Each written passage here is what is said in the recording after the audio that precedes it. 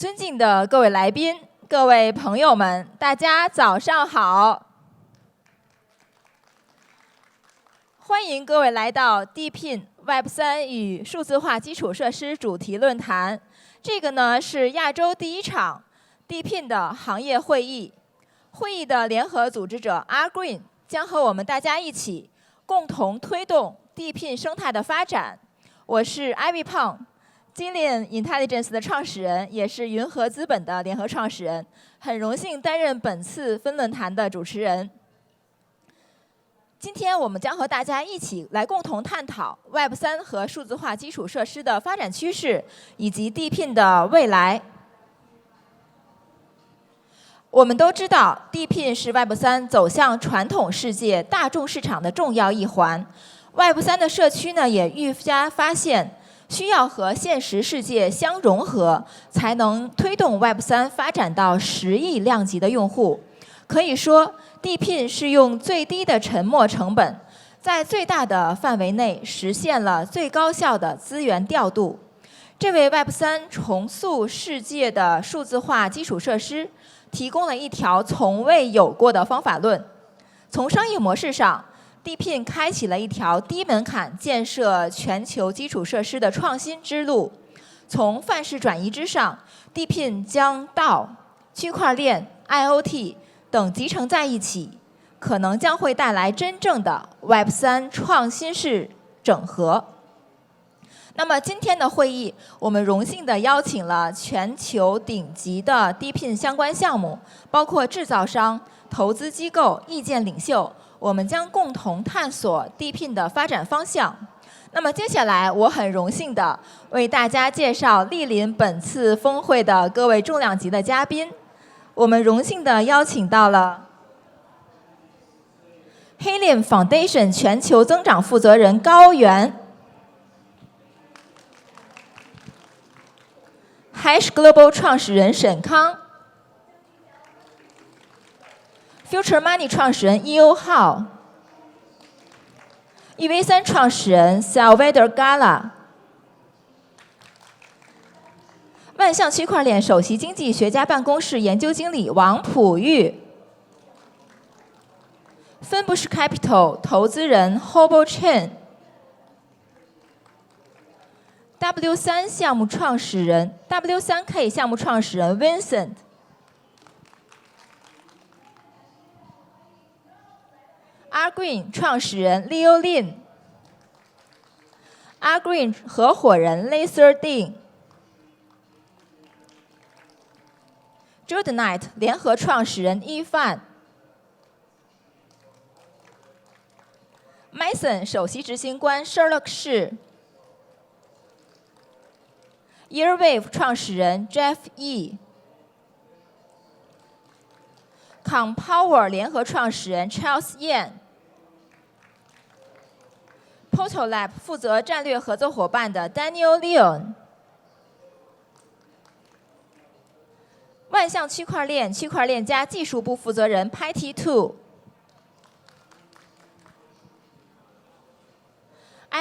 产品负责人 Irene Bassi，Fabcon 市场部生态合作经理罗俊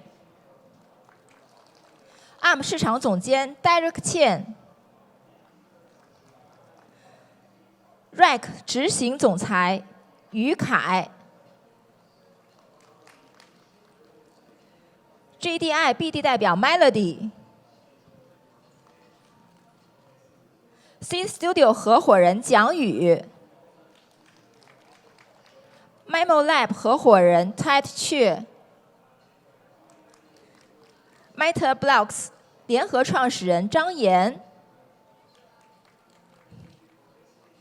，DriveX 亚洲推广大使 Liberty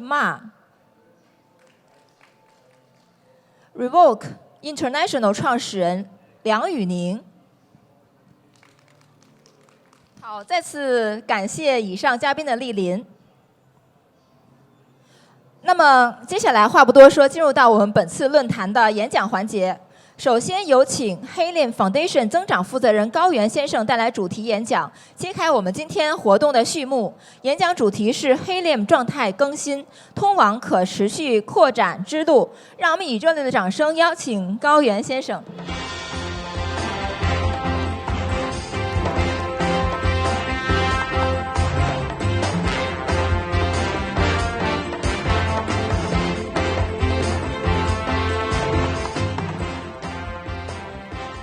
Hello， 大家早上好。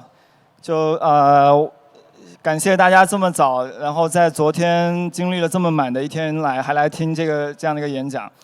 然后我是 Helium 的高原，然后今天我非常的高兴有机会来到这样的一个场合，因为我觉得DePIN 这样的一个赛道是一个我自己感觉到非常兴奋的这样的一个赛道。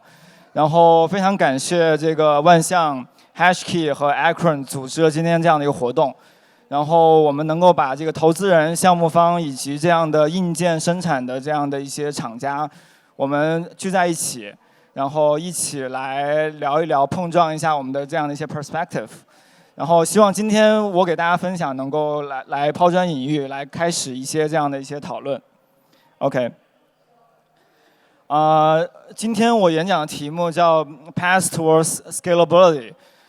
因为在我来看，我觉得可扩展性是作为一个 DePIN 网络最重要的一件事情。就是我们像以 Helium 为例，我们在过去的2-3年内做了很多工作，包括在这个 supply side、demand side， 然后在各种基础设施、tokenomics 这些方面都做了很多的这样的工作。但是最终我们的目的就只有一个，我们希望这个网络能够被大规模的这样的应用。所以这个 scalability 和应用 mass adoption 是我们自己内部来衡量这个网络是否是成功的唯一的这样的一个标准。对，所以我今天可能想从这个角度来跟大家聊一聊过去我们两三年做对的事情和做的不对的这样的一些事情。对。OK， 就我首先来分享一个 quote。我觉得Kevin Rose 是那个 New York Times 的一个专栏作家，就是他写的这段话，我觉得就代表了为什么我特别想要加入 Helium， 来做这样的一个网络一个原因，就是因为DePIN 的这样的一个网络，它和其他的区块链的项目不一样，它是一个非常 tangible， 我们能够接触到，大家可以去使用的这样的一个网络。因为有了区块链，所以我们可以去冷启动很多的这样的一些很有趣的这样的一些网络基础设施。那这也是我为什么加入 Helium 的这样的一个原因。我觉得就是我是在做一个非常 tangible 的这样的一个事情。对。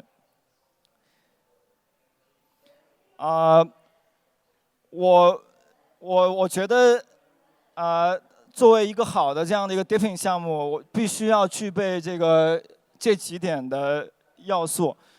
首先我个人觉得最重要的一点就是一个 permissionless 的这一个特点。我觉得这是区别和其他的这样的一些商业模式区别的一个最大的一个区别，就是所有的人他都可以来提供服务和使用服务，我们没有特许经营，所有人都可以进入。这样可以避免最后形成垄断和这样的一些状况。然后第二个是我们觉得这样的一个无准入的这样的一个架构，它能够更好的刺激创新。你有任何的想法包括基础设施、架构、协议层的这样一个想法，你都可以自己去实现，可以在这个我们开放的这样一个基础设施里面去自己去做。所以我觉得这是一个创新的一个非常好的一个温土。然后第三个是我们可能想要提供各种各样的一个 solution 和各种各样的使用场景。那在这样的一个开放的一个环境下，大家可以去尝试不同的技术和业务的路径，来实现自己最终的这样的一个想法。所以我觉得permissionless 是这个 Web3 DePIN 的一个最大的这样的一个主题。第二个，我觉得做一个 DePIN 网络很重要的就是需要有一个token economics。它在我们早期去 bootstrap 冷启动的一个冷启动这个 supply side 网络的 supply side 的时候，是一个非常重要的这样的一个东西。第二个是我们看到它很大程度上降低了我们去启动一个网络所需要的 capex， 对吧？因为 Helium 就是一个100多个人一个团队。但是现在我们在全球有1个 million 的热点，这个在过去是完全没有办法想象的这样一个状态。但是因为有了这个 token 这个东西，所以我们做到了。然后我觉得，所以 token economics 是一个作为一个 DePIN 网络一个非常重要的这样一个组成部分。然后第三个我想说的就是必须要有一个 building 的一个 marketplace。在过往，这是一个非常大的这样的一个范式的一个变化。在过往就是物理的网络和在上面的业务逻辑，它其实是分开的。它是就是网络层和这个上面的清算结算是一个分开的这样的一个状态。但现在网络和这个清算结算放到了一起。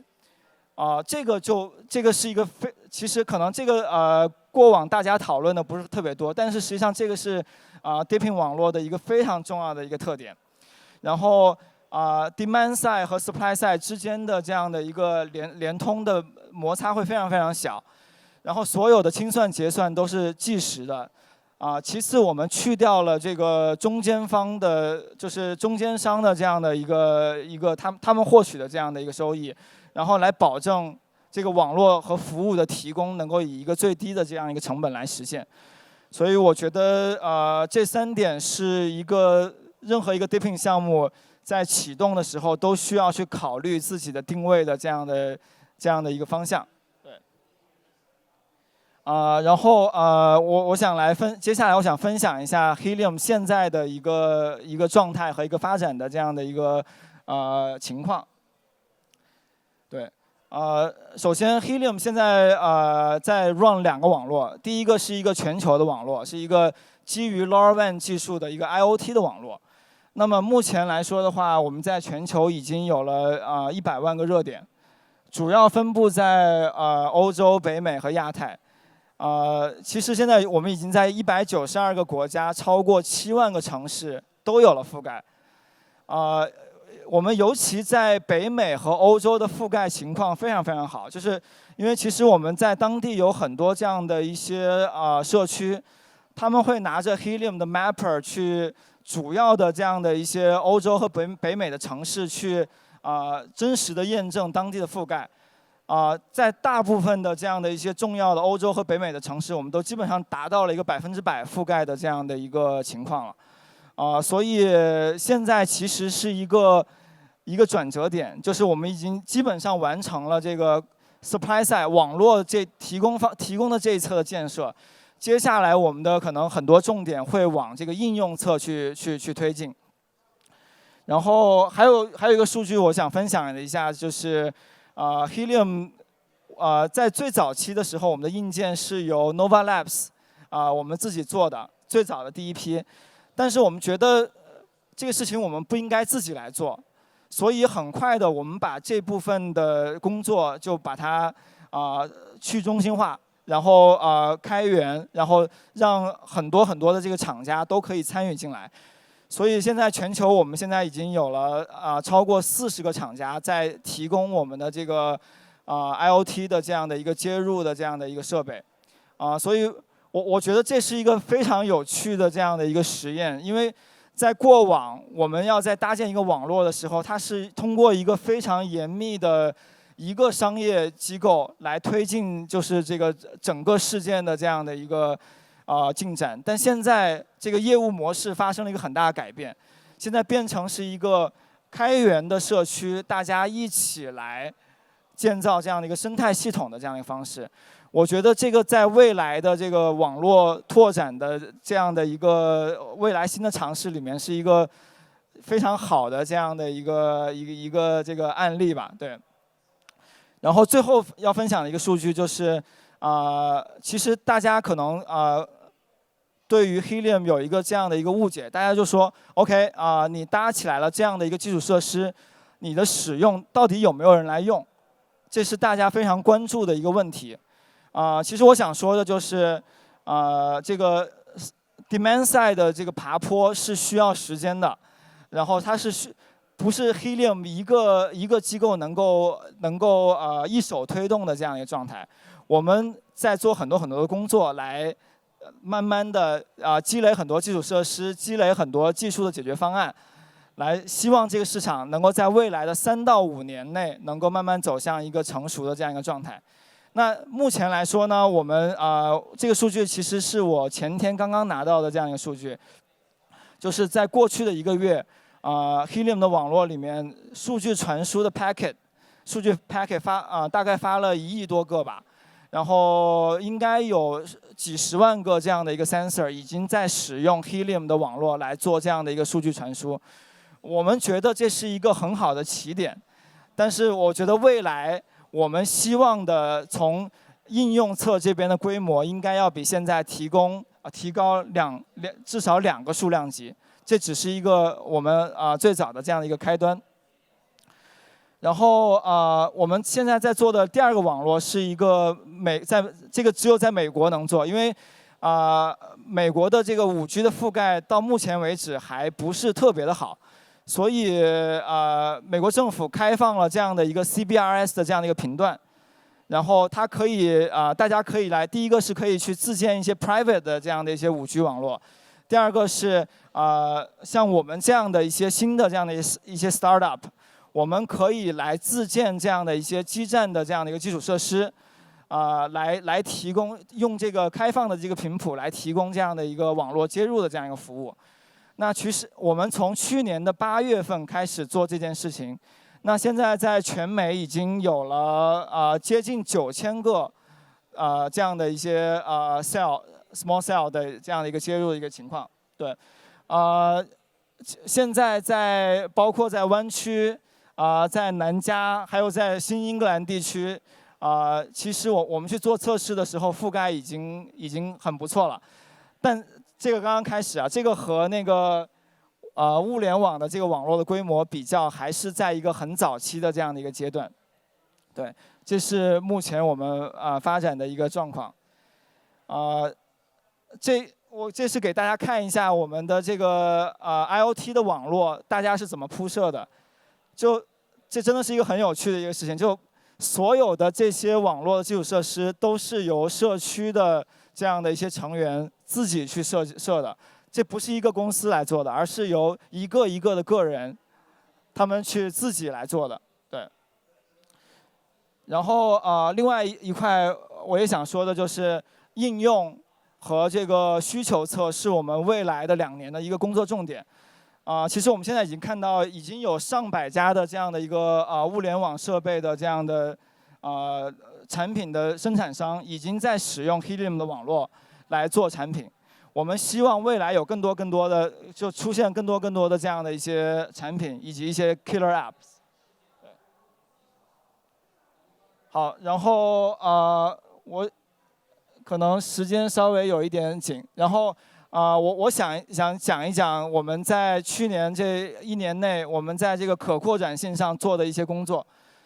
首先第一点，从这个需求侧来说的话，我们觉得由 Helium 一个这样的一个实体来推动这个需求侧的发展是一个不现实的一个状态。所以现在我们和一些现存的这样的一些LoRaWAN 的这样的网络服务的提供商。展开了这样的一个合作，包括 Sandnac、Activity、Xtela 还有Tectana 这样的一些平台，我们未来会拓展和更多的这样的一些合作伙伴来合作。具体的方式就是这样的，就是这些网络他们可以自己去拓展他们的这个 sensor network， 他们来提供应用侧的解决方案。然后最后其实就使用 Helium 的网络来做这个最终的网络传输和接入的这样的一个服务就可以了。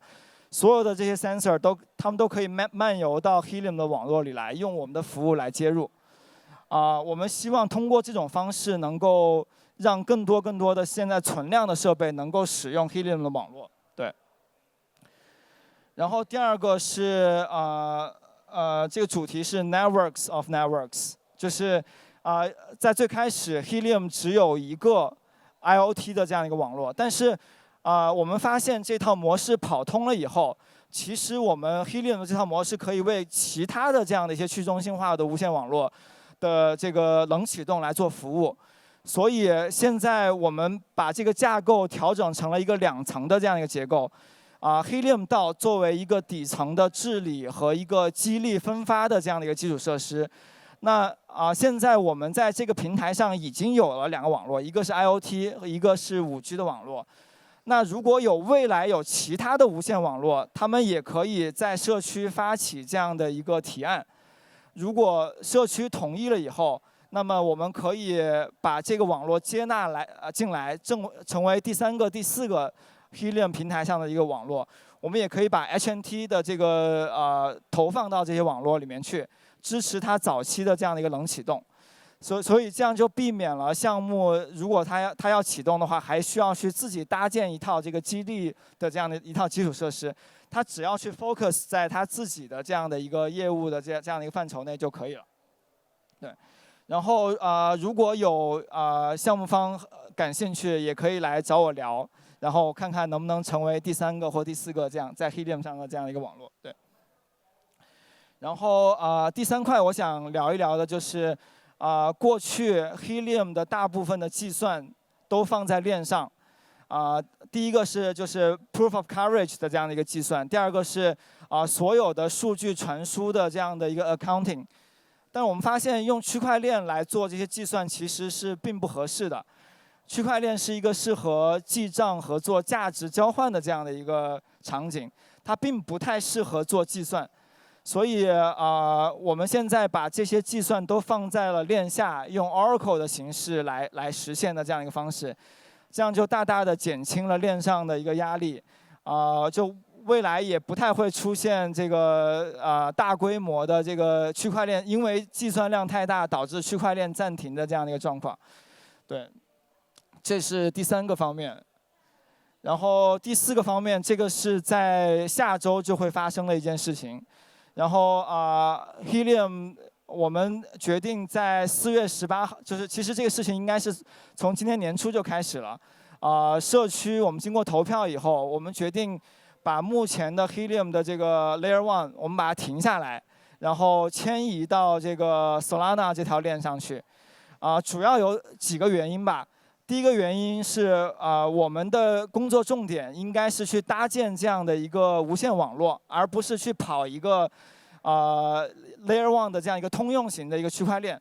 所以我们希望选择一个就是这个吞吐量非常高的区块链作为一个我们目前的一个 Layer 1， 而不是我们自己去跑。这是我们的第一个原因。第2个原因是因为我们和 Solana 天生有一个非常匹配的一个地方，就是我们采用了同样的这样的一个密码学的一个基础，就是我们用的加密算法是一样的。Helium 的所有的 account 可以无缝的迁移到 Solana 这条链上，还采用同样的公司要对，就可以在 Solana 的这条链上去 access 你原来的钱包和原来的资产。然后第3个原因是Solana 其实在这个技术层面上，他们做了很多的积累。然后我举一个例子，就是现在链上的我们未来会把链上的100万个热点全部变成变成 NFT。然后如果我们在一个传统的区块链上来做这件事情，要 mint 100万个 NFT 的话，这个成本是非常高的。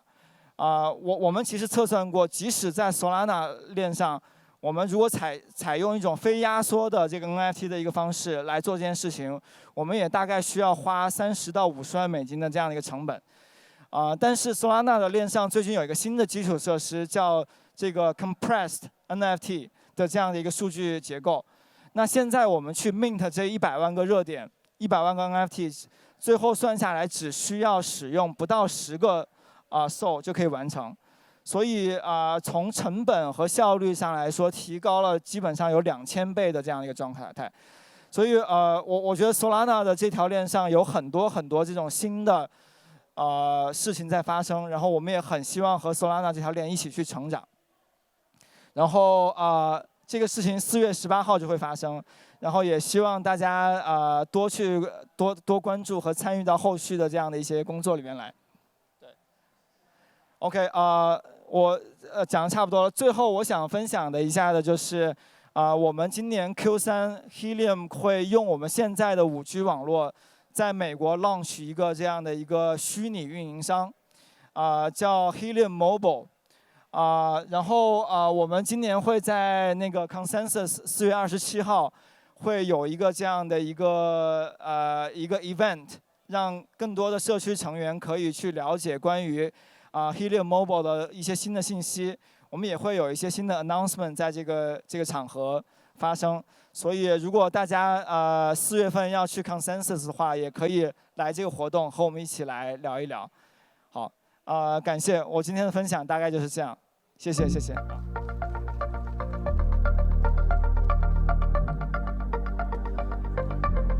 好，感谢高原先生的精彩分享。那么接下来呢，我们将迎来一场由行业投资人和研究者共同组成的圆桌讨论，主题呢是 The Foresight into Future， 让我们一起展望未来。在这场讨论中呢，我们有幸地邀请到了万象区块链首席经济学家办公室研究经理王普玉先生担任主持人。那么参与本次圆桌对话的嘉宾呢，还包括 HashGlobal 创始人沈康、Future Money 创始人 E.O. Hao、EV3 管理合伙人 Salvador Gala， 以及分布式 Capital 投资负责人 Kobe Chen。好。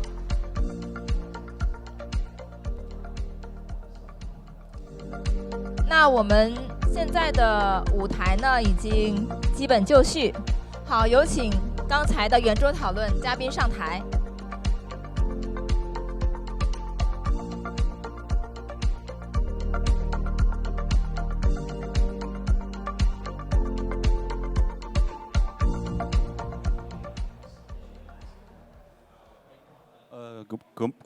Good morning, ladies and gentlemen. My name is Peter Wang, a researcher from Wanxiang blockchain. It's really been my honor to come here and communicate with our very professional investors in DePIN field. And today we have many audience here, and maybe you are an investor, or maybe you are a builder or founders in DePIN ecosystem, or maybe you are a researcher, just like me. And I'm sure you have many questions about this field. Don't worry, I will help each of you to ask a question from our speakers. Before we start our discussion, I would like to emphasize that the token or project we mentioned today just for research or analysis, not for investment advice. And okay, let's start our discussion. Before we start our discussion, I wanted to invite our guests to introduce yourself and who you are and which company are you from and which kinds of DePIN projects you are invested in and maybe you are keeping focus on. Let's start with James. Thanks. My name is Kang Shen. People in Hong Kong call me James. I'm the founder of HashGlobal. We are the early investor of Mason Network. We are also the lead investor of their latest round. Of course, we also invested in Arcane, and we are also their early investors. Actually, we also hold Bitcoin and Filecoin, which in my team's opinion, they are also kind of DePIN projects. It's just we are giving this decentralized physical infrastructure a new name, DePIN. Yeah, this is about us. Hi, hello. Can you hear me? Hello? Hi, everybody. My name is EO, and I'm from Future Money Group. So Future Money Group is a research-driven, early-stage investment firm, and most of our teams are researchers. Me, myself, I'm a researcher and I'm a builder. I have a serial entrepreneurial background, which leads me to, keep the sense of keep finding new alphas in different sectors. And the DePIN is really one of these alphas, one of these contrarian, emerging sector in crypto that I think is very interesting and has a huge potential. So in DePIN, we do several investments. Recently, we have just announced that we invested in JDI, which is one of the best, DeFi, DY, and other DePIN hardware manufacturer, because we think that's so much important if you're going to bring down the cost of building DePIN networks. And also, we invested in one of the decentralized energy network, which is not announced yet. And besides, we provide liquidity to a lot of DY and DePIN projects. For example, XNet, for example, Demo. We deploy hardwares. We are miners, so-called miners ourselves. And we're building, the ecosystem from all different angles. Hi, everyone. My name is Sal Gala. I'm one of the co-founders of Escape Velocity with my partner, Mahesh. We are a venture firm that started last year to focus entirely on DePIN. We're lucky enough to be involved in the Helium community early on and learned a lot of the mechanics that they were using to build that network could be applied to a bunch of different other types of networks, both in connectivity and not in connectivity. And so we have invested primarily in networks that are trying to build connectivity because we think it's the most urgent and it's the biggest pain point out there in terms of physical networks that you can go build. But we also invest across energy, across food delivery, logistics, and any sort of kind of real-world physical network that has local network effects that we think crypto can power in a way that traditional companies can't. Hi, this is Kabi from Fenbushi Capital.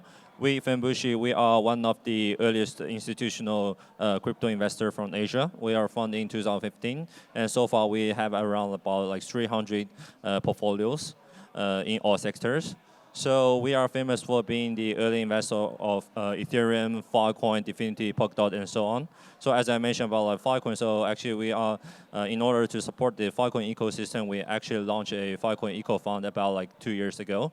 So I'm in charge of these funds. At Filecoin eco fund, I both invest in the supply side and demand side. So other than that, we are also investor of some other DePIN projects such as Stratos and Airwaves. So the two founders are actually here today. So if you guys are interested in the project, you guys can have a talk with them. Yeah, thank you so much. Okay, thanks. And after we know the background of our speakers, let's start our formal discussion. The first question is for our builder or founder in DePIN ecosystem. And I wanted to ask what's the top 2 to 3 issues you maybe you considered in your investment. So please, let's start with Kobe. Yeah. Okay, so the first question I might be concerned at the DePIN investment is actually anti-cheating. So actually, this is some questions that some other GameFi projects they will face as well. So for DePIN projects, so this kind of cheating may happen in 2 kinds of levels. One is on software levels, and the other one is on hardware levels. And actually, for some of the most famous DePIN projects out there, they actually have this kind of concerns in their early stages. So for some of the cheating, it's actually easy to detect. So you can actually monitor the network and to see if there are some abnormal output of some certain hotspots. Then you can ban these hotspots using through the governance. But for this kind of governance, it usually takes some time. So it's if the project itself can, have this kind of mechanism to prevent that happening in the early stage, it will be very helpful to the network. Because if this kind of damage happen, some type of damage may not be irrecoverable to the network and also to its token models. And the second question I will consider a lot is actually the selling model of their hardware. So there are normally like 2 ways, or I will say like 3 ways to sell the hardware in this kind of like DePIN network. The first kind is to like purely sell their like own devices. So like for project like HiMapper or like Helium in their early stages. So like so HiMapper is a like I would say it's like a decentralized Google Map project. So what they are selling is a kind of like webcam that you can put on the front mirror of your cars. So for this kind of like selling models, so the advantage that like the foundation in the early stage, they might generate some good like profit in the early stage. But the drawbacks is that like if the standard is not that open, so their like network cannot be expanded that quickly in their early stages. So like on the other hand, so if the network itself is like super hype, the growth of the network will be limited by the production capacity of that hardware itself. So on the other hand, so the second type of like selling the hardware is that purely through like open standard. So like Filecoin is like a very good example. So like all those miners out there, they can buy the hardware directly from the open market through AMD or Seagate or Nvidia. These are kind of like big hardware companies. And in the same time, all these like hardware companies, they will sponsor all kind of events for Filecoin together, and not only to promote the Filecoin itself, they also want to like sell their hardware directly to the networks. So with these kind of models, the network, the infrastructure networks can expand much quicker than the first kind of model I mentioned. So the third type is the mix of both, which is like what Helium is trying to do right now. So they have these kind of HIP, which is similar to EIP, that they have this kind of open standard for third party to join the network. So for the third issue, I will concern for the like DePIN investment is actually tokenomics. So I put it at last is because so for now like Filecoin or Helium, these kind of like projects are actually quite mature, and they have been running in the networks. They may not have been running for 2 years or 3 years. Their token models are quite mature, so like people can study them. So yeah, that's the reason I put them in the third place. Yeah, thanks so much. Okay, thanks for Kobe. And so, Yeah, I think those were 3 great ones.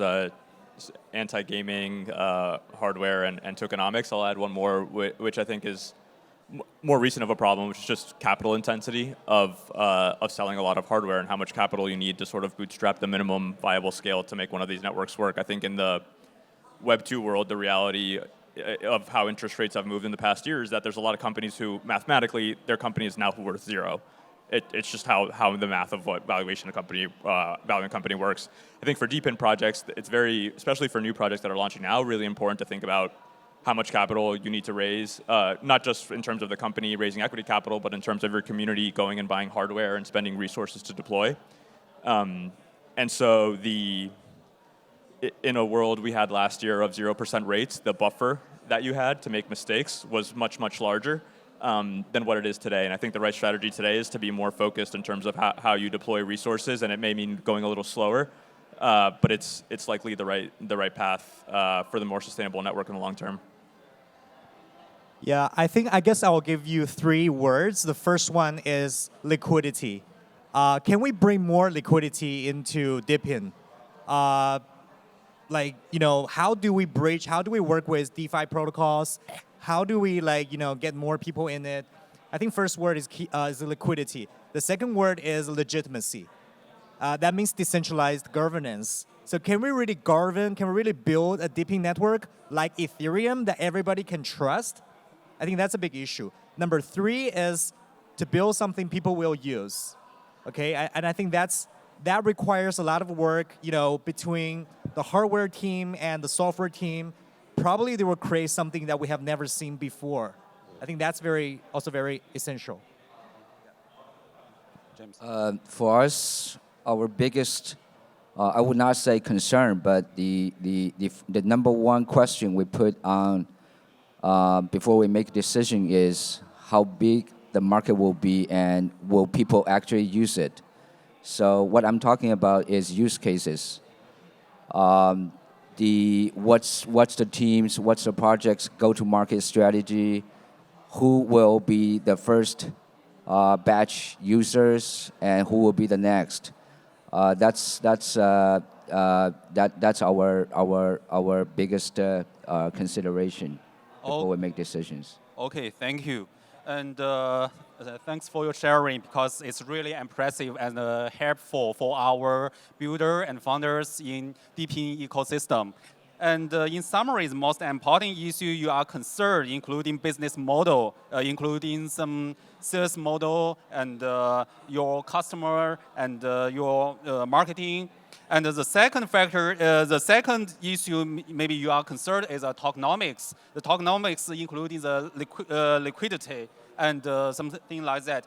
And for Kobe, just I have a further question about the tokenomics. For the different DePIN projects, they have different purpose and different contributors with a different background. So how do you think about it in different tokenomics? Okay, so for tokenomics, it's actually still depends on the type of like DePIN network. So like DePIN is still a very like broad concept that there are like many types of projects running in the network. So as I mentioned, like Filecoin is a more like open network, but other like a DePIN project they have like certain kinds of like manufacturers to participate in the network. So like for token models, one thing like I will like look for a lot is that how they can lock these participants into the network. So like Filecoins, they have this kind of like very big like collateral requirement. So like for like Filecoin like mining, it requires some like collateral before they mine by the networks, and these collaterals will be unlocked like within a year or more than a year. So it actually encourages more and more people to like lock their liquidity into the network and also lock these like miners into the network. In some ways, it actually also like secure the network in some ways, so that like all these like hotspots or all these like miners, they won't leave the network in the short time, but also they can provide steadily like services to the network. So this is something like I will quite look into the like token models.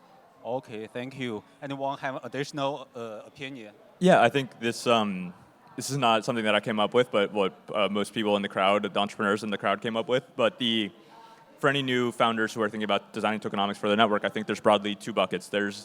If your miners are providing a commoditized service, like the Filecoin example, then it likely makes sense to have miners stake in order to do the work. And some people call that a work token, basically.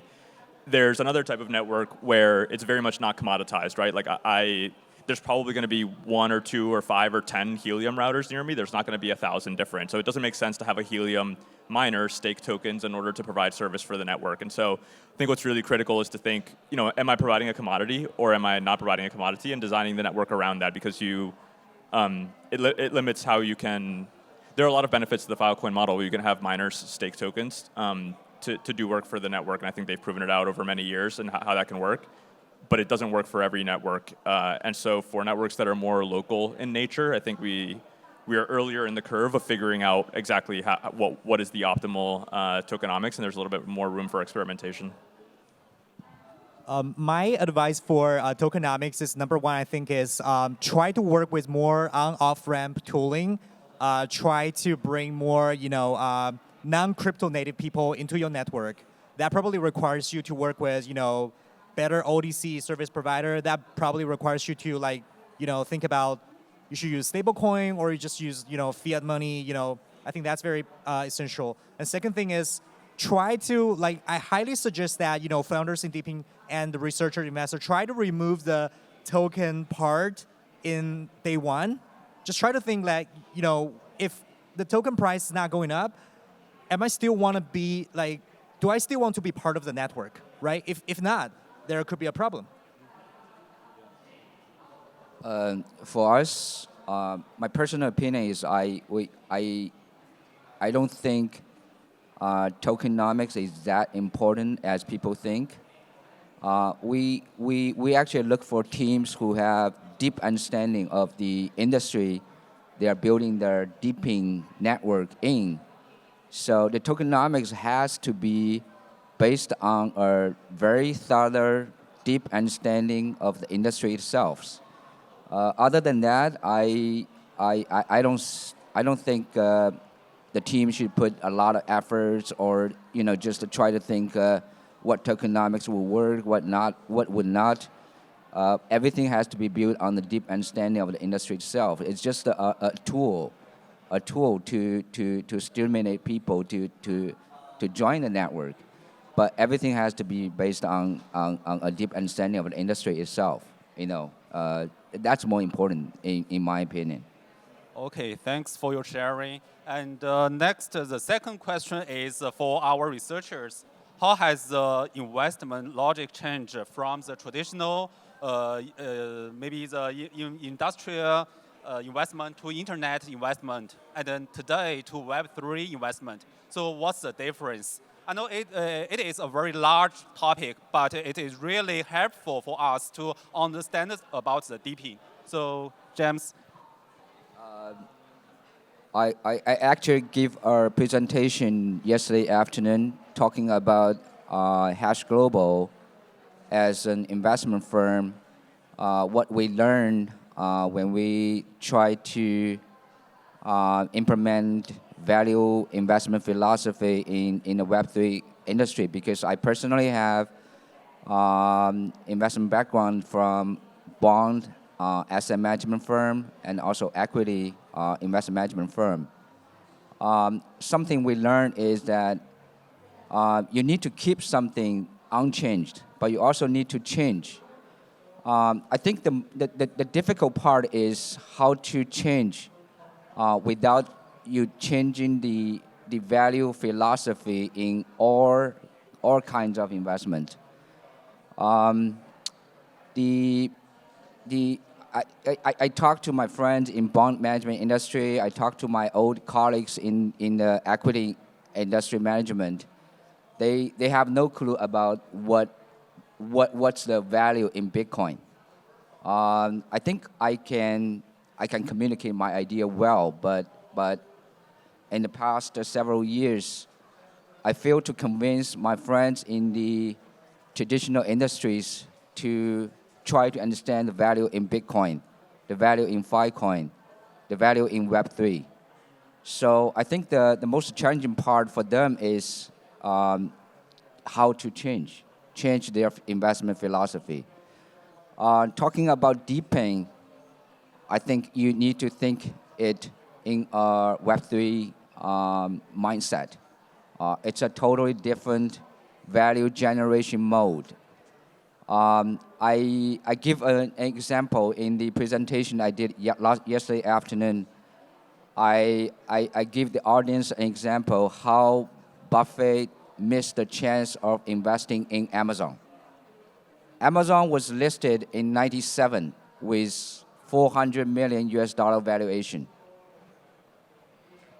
Buffett invested in Amazon from 2019, 22 years after their listing, and it was already past $1 trillion market valuation, 2,500 times since its inception.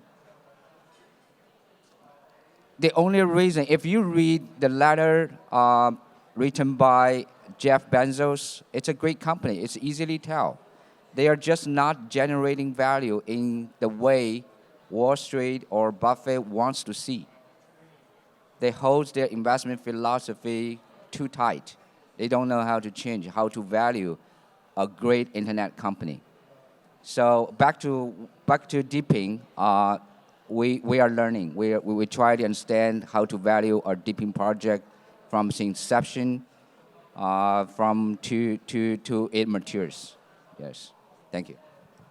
Yeah, I'll talk about like my experience when I was hanging out in Discord. I met this guy. He's like 35 years old. He lives in California, and he has a demo device in his car and a Hive Mapper, like the camera, like there too. And he also has a XNet Athena in his backyard. So he was like telling me, "Hey, I'm making like good money like besides my job. This is good, some good moonlighting." That's what we call it. And I think it's very interesting that, for new researchers, for people who got, like new into this space, DePIN is like the DAO for non-crypto native people. It's a new form of work, right? It's like besides your work, you have some other ways to make money. And it does not require you to pay a lot of effort or labor. It just like requires you to study about the network and participate in it. I think this is very interesting. So at Future Money, at my company, I think the way we look at DePIN is we try to study the behavior of a single individual. Is he willing to participate in this network on a continuous basis? If yes, this is a good DePIN project. Yeah, this is a problem of incentive capability, and that is really important for the token economics. Okay. Exactly. Yeah, I'll a slightly different, more angle to the question, more from an investor perspective. I think like in how DePIN differs from Web2 infrastructure. First, I'll say like all investing is about finding something non-consensus and waiting until it turns consensus. So I think the question about valuation will be a question for many, many years. The exciting opportunity though is like today, DePIN projects are raising from like people on this stage. We're all venture capitalists. We all tell our LPs like we're gonna try to give you back 35, 40, 45% returns compounded on your money over time. The people that fund infrastructure are people that want 7, 8, 9% returns on their capital over time. And that's what it means to go from non-consensus to consensus. Like today, all of DePIN is funded by this capital that's extremely expensive because we all feel are super early and are doing everything. It's our job, all of our job in this room, to go convince the people that only want 6 or 7 or 8% on their money, the infrastructure funds, that the projects that we're building are usable, are scalable, have cash flows, are sustainable. And in any asset class, when yields go from 40 to 7%, like that's a huge difference in how the networks are valued. Okay, thank you. Okay, so for the traditional investment, investors are more looking into the tangible asset that the company has, such as the inventories or real assets they have, and if the company itself has the proven track record of the profitability and the good business model, investor will go to invest in.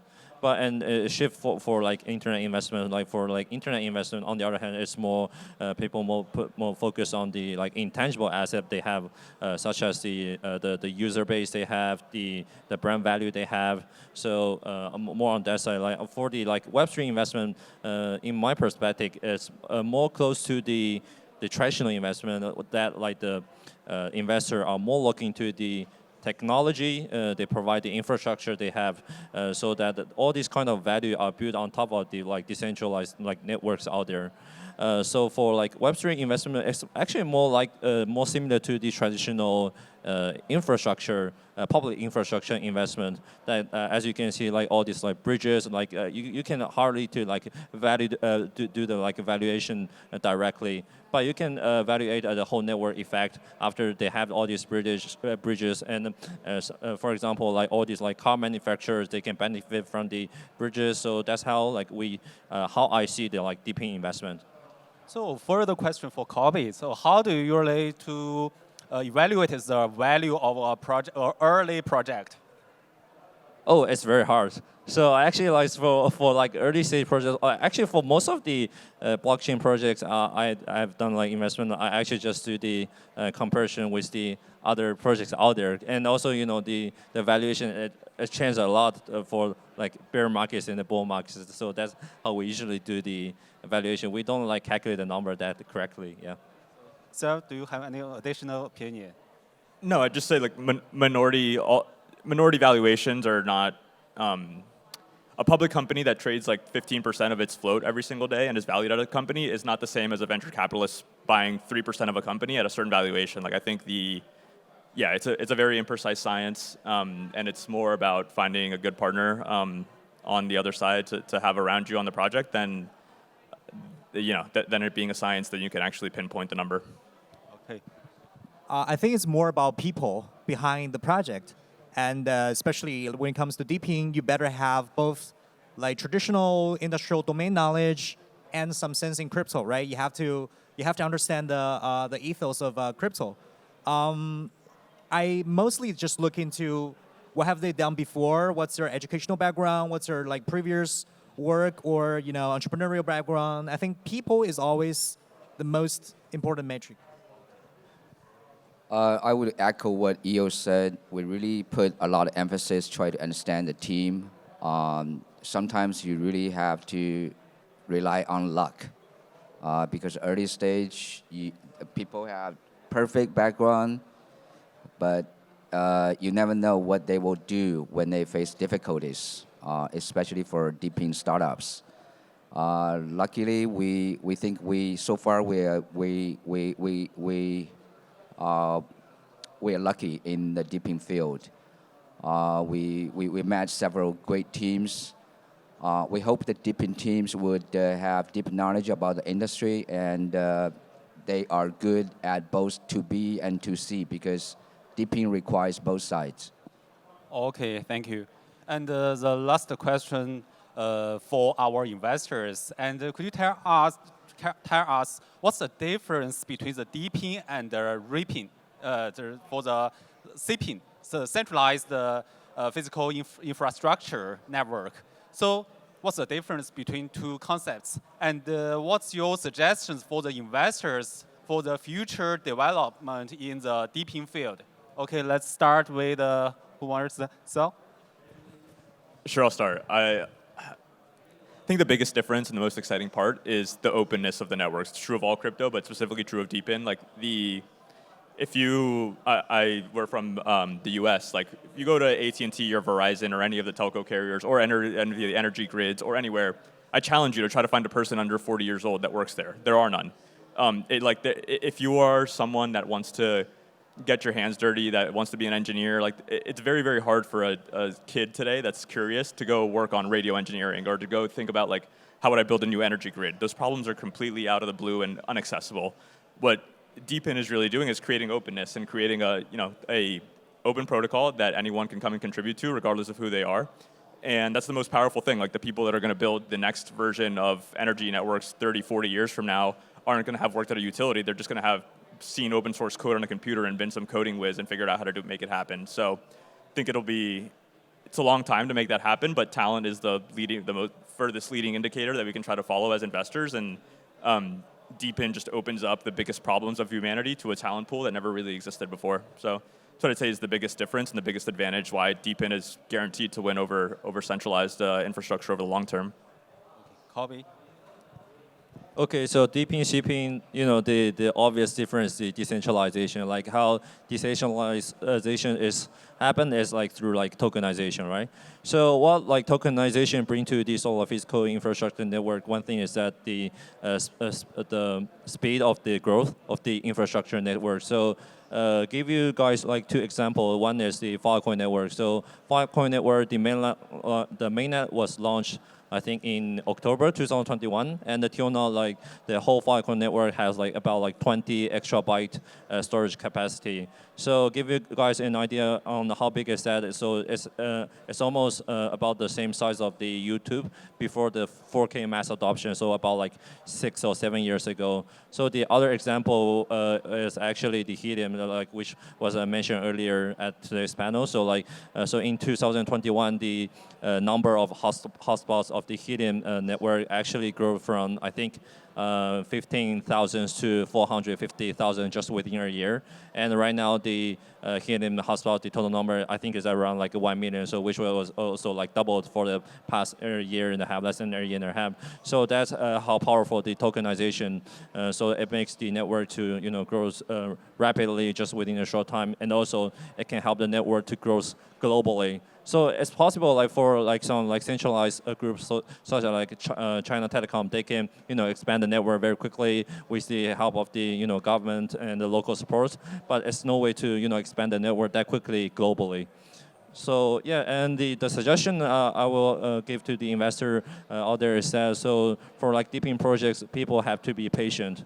So it also like mentioned the previous like Helium discussion is that there's not much like supply side that people can see right now, and this is also same types of question I've been asked a lot for the Filecoin network. So like people are saying that using like Filecoin network, there are not much application out there. People are just like doing like an NFTs on it. All these like data or like cold storage is not that easy to use.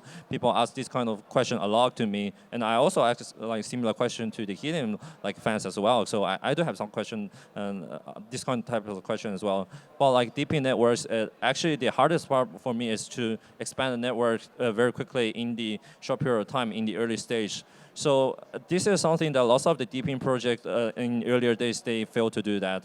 So if they have this kind of like, solid infrastructure out there, they can have the much bigger like times and rooms to build the application on there. So like Rome was not like just built within a day. So let's be patient on the DePIN networks out there. Okay, thank you. So, Yeah, I think I shared this in Denver like last month or 2 months ago. So I think as investors, first of all, DePIN means higher risk and higher reward compared to, if you call it SIPIN, right?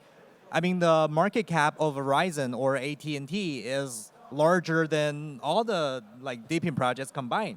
Like we're still like so tiny. So it's very high risk and very high reward. Also, it's just like investing venture. We could see a lot of projects succeed in the near future, but a lot more are going to die. So be very cautious with the risk. That's number one. And number two is, I think, DePIN will open up a new sector in crypto that is less correlated with financial activities. If you look at all the DeFi tokens, if you look at all the, like most 90% of the token available right now, they are associated with certain DeFi activity, or they're like, highly correlated with the price of Ethereum, the price of Bitcoin, the price of like the entire crypto sector, right? And I think in the future, maybe DePIN will be something that is less correlated with the price of Ethereum. Why? Because the economic externality is created by something that people use and people pay for. That's non-financial. And I think that's going to be very interesting, a very interesting mixture. We are a Web3 VC, so we will not invest in SIPIN. So I would not compare it with SIPIN against DePIN. If you are doing SIPIN things, don't come to us. We like DePIN. If I compare DePIN with other projects in Web3 areas, other areas, my advice would be DePIN would needs, I would say, on average, would probably need longer time to build. But we like things take time to build. We like things will take at least 3-5 years to build. We like long-term things. Number two, I think I mentioned earlier, DePIN projects, we hope the team would have skills in both to B and to C in both areas. That would be the advice, yes. So that's a very interesting question about how long can you accept that for the DePIN projects to build?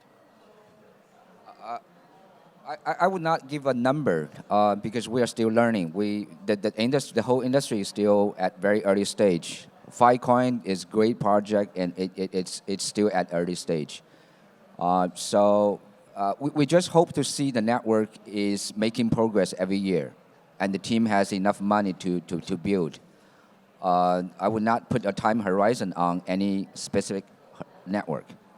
So, okay. How long can you accept for the? For the some investment return, and we have maybe the time. We have 3 years or 5 years to. For VC 3 times or 5 years, we need to finish this investment. So how long can you accept that's the period for our investment in DePIN field?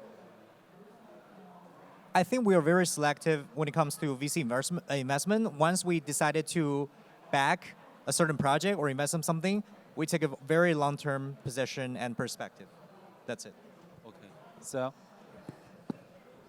I agree with everything already said. I think the markets are so big that if you find something that even looks like it may have a chance of working, then you hold on for dear life for as long as you can. The example of Amazon in 1997 is a great example. Or you could, it's a story about Peter Lynch, this investor, has a famous story about Walmart. Like Walmart IPO'd in the 70s. You could have waited 10 years after Walmart IPO'd, and they would have had stores in 20 different states, and they all grew and had good cohorts, and you still could have made 100x your money investing in Walmart 10 years after they IPO'd. These markets are just so big that if you find something that works, we think you really have to hold on for a long time. So we have structured our fund to be as flexible as possible in terms of holding on to investments for as long as we can. And I think a lot of us on the stage probably share similar perspectives on that. Okay, Harvey.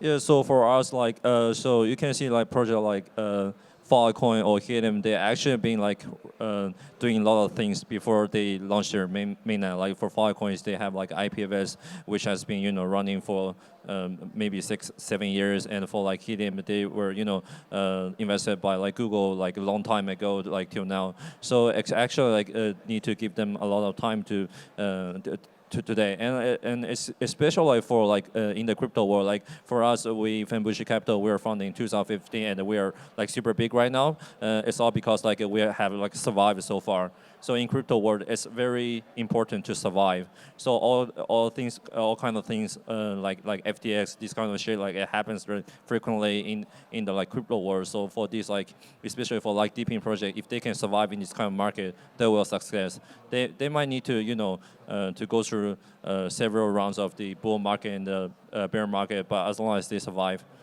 they will be success. Okay, thanks. Thanks for our speakers sharing. It's a really valuable information for us. And also, I think because I know you have more questions to ask, maybe you wanted to know, but the time is limited. If you today we discussed a lot about the tokenomics. If you interested about it, please follow our activity in the last day afternoon. We have some professional discussion and sharing as the last day, and follow us. Thanks for all of our speakers today. Thank you. Thank you. Thank you, Peter. Thank you. Really powerful.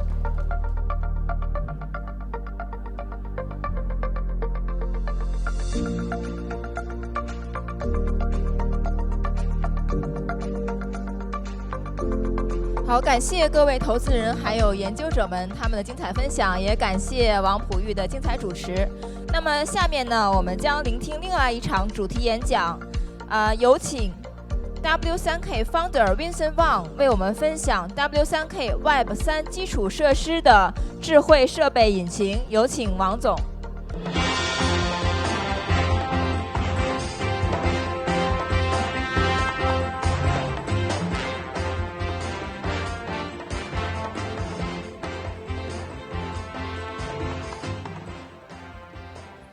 Hello, yeah.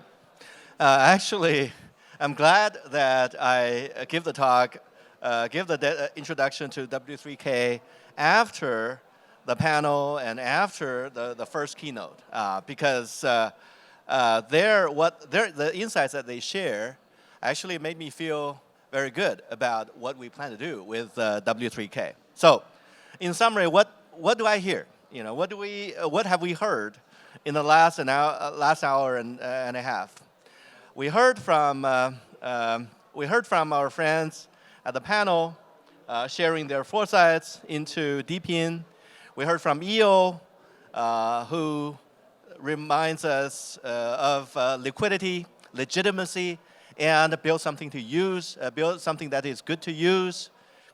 Great. And we also hear from Salvador about capital intensity and about the difference in expectation of returns in the world of venture capital versus the world of infrastructure. So I hope that in the next 20 minutes, our briefing on W3K project will help address many of these questions. Okay, so what is W3K? So W3K stands for a key to Web 3.0, ambitious, very ambitious term, right? So W3K, remember that. And the key, this key is a key, is a physical key. I want to emphasize the physicality of it. This is not some bullshit software key. This is the physical key. It's something like this. It's a system, it's a complete smart device empowerment engine, development engine in the card with software support and with token infrastructure support. So what this does is that our project deliver this and maintain all the tools related to this key, to this card. What do you do with the card? If you are a if you are a Web 3.0 project team, what you can do is you do your own smart device. And then you insert, you don't need to worry about the silicon, you don't need to worry about the hardware system. All you need to do is provide a smart device, smart equipment wrapper around this engine of intelligence. So then you can focus on two things. One is you do this smart device wrapper very well. Two is you do the DAPP very well running on this. Everything else, including the entire system capability, including the token infrastructure layer, that's our responsibility. This is what W3K does. So W3,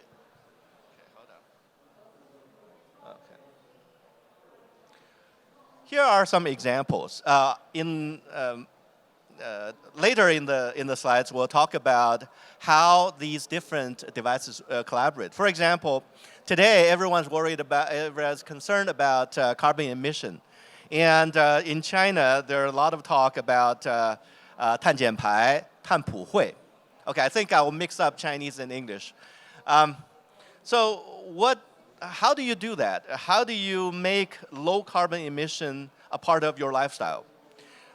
One of the major, we're in Hong Kong, the summer warms comes ahead of the rest of China.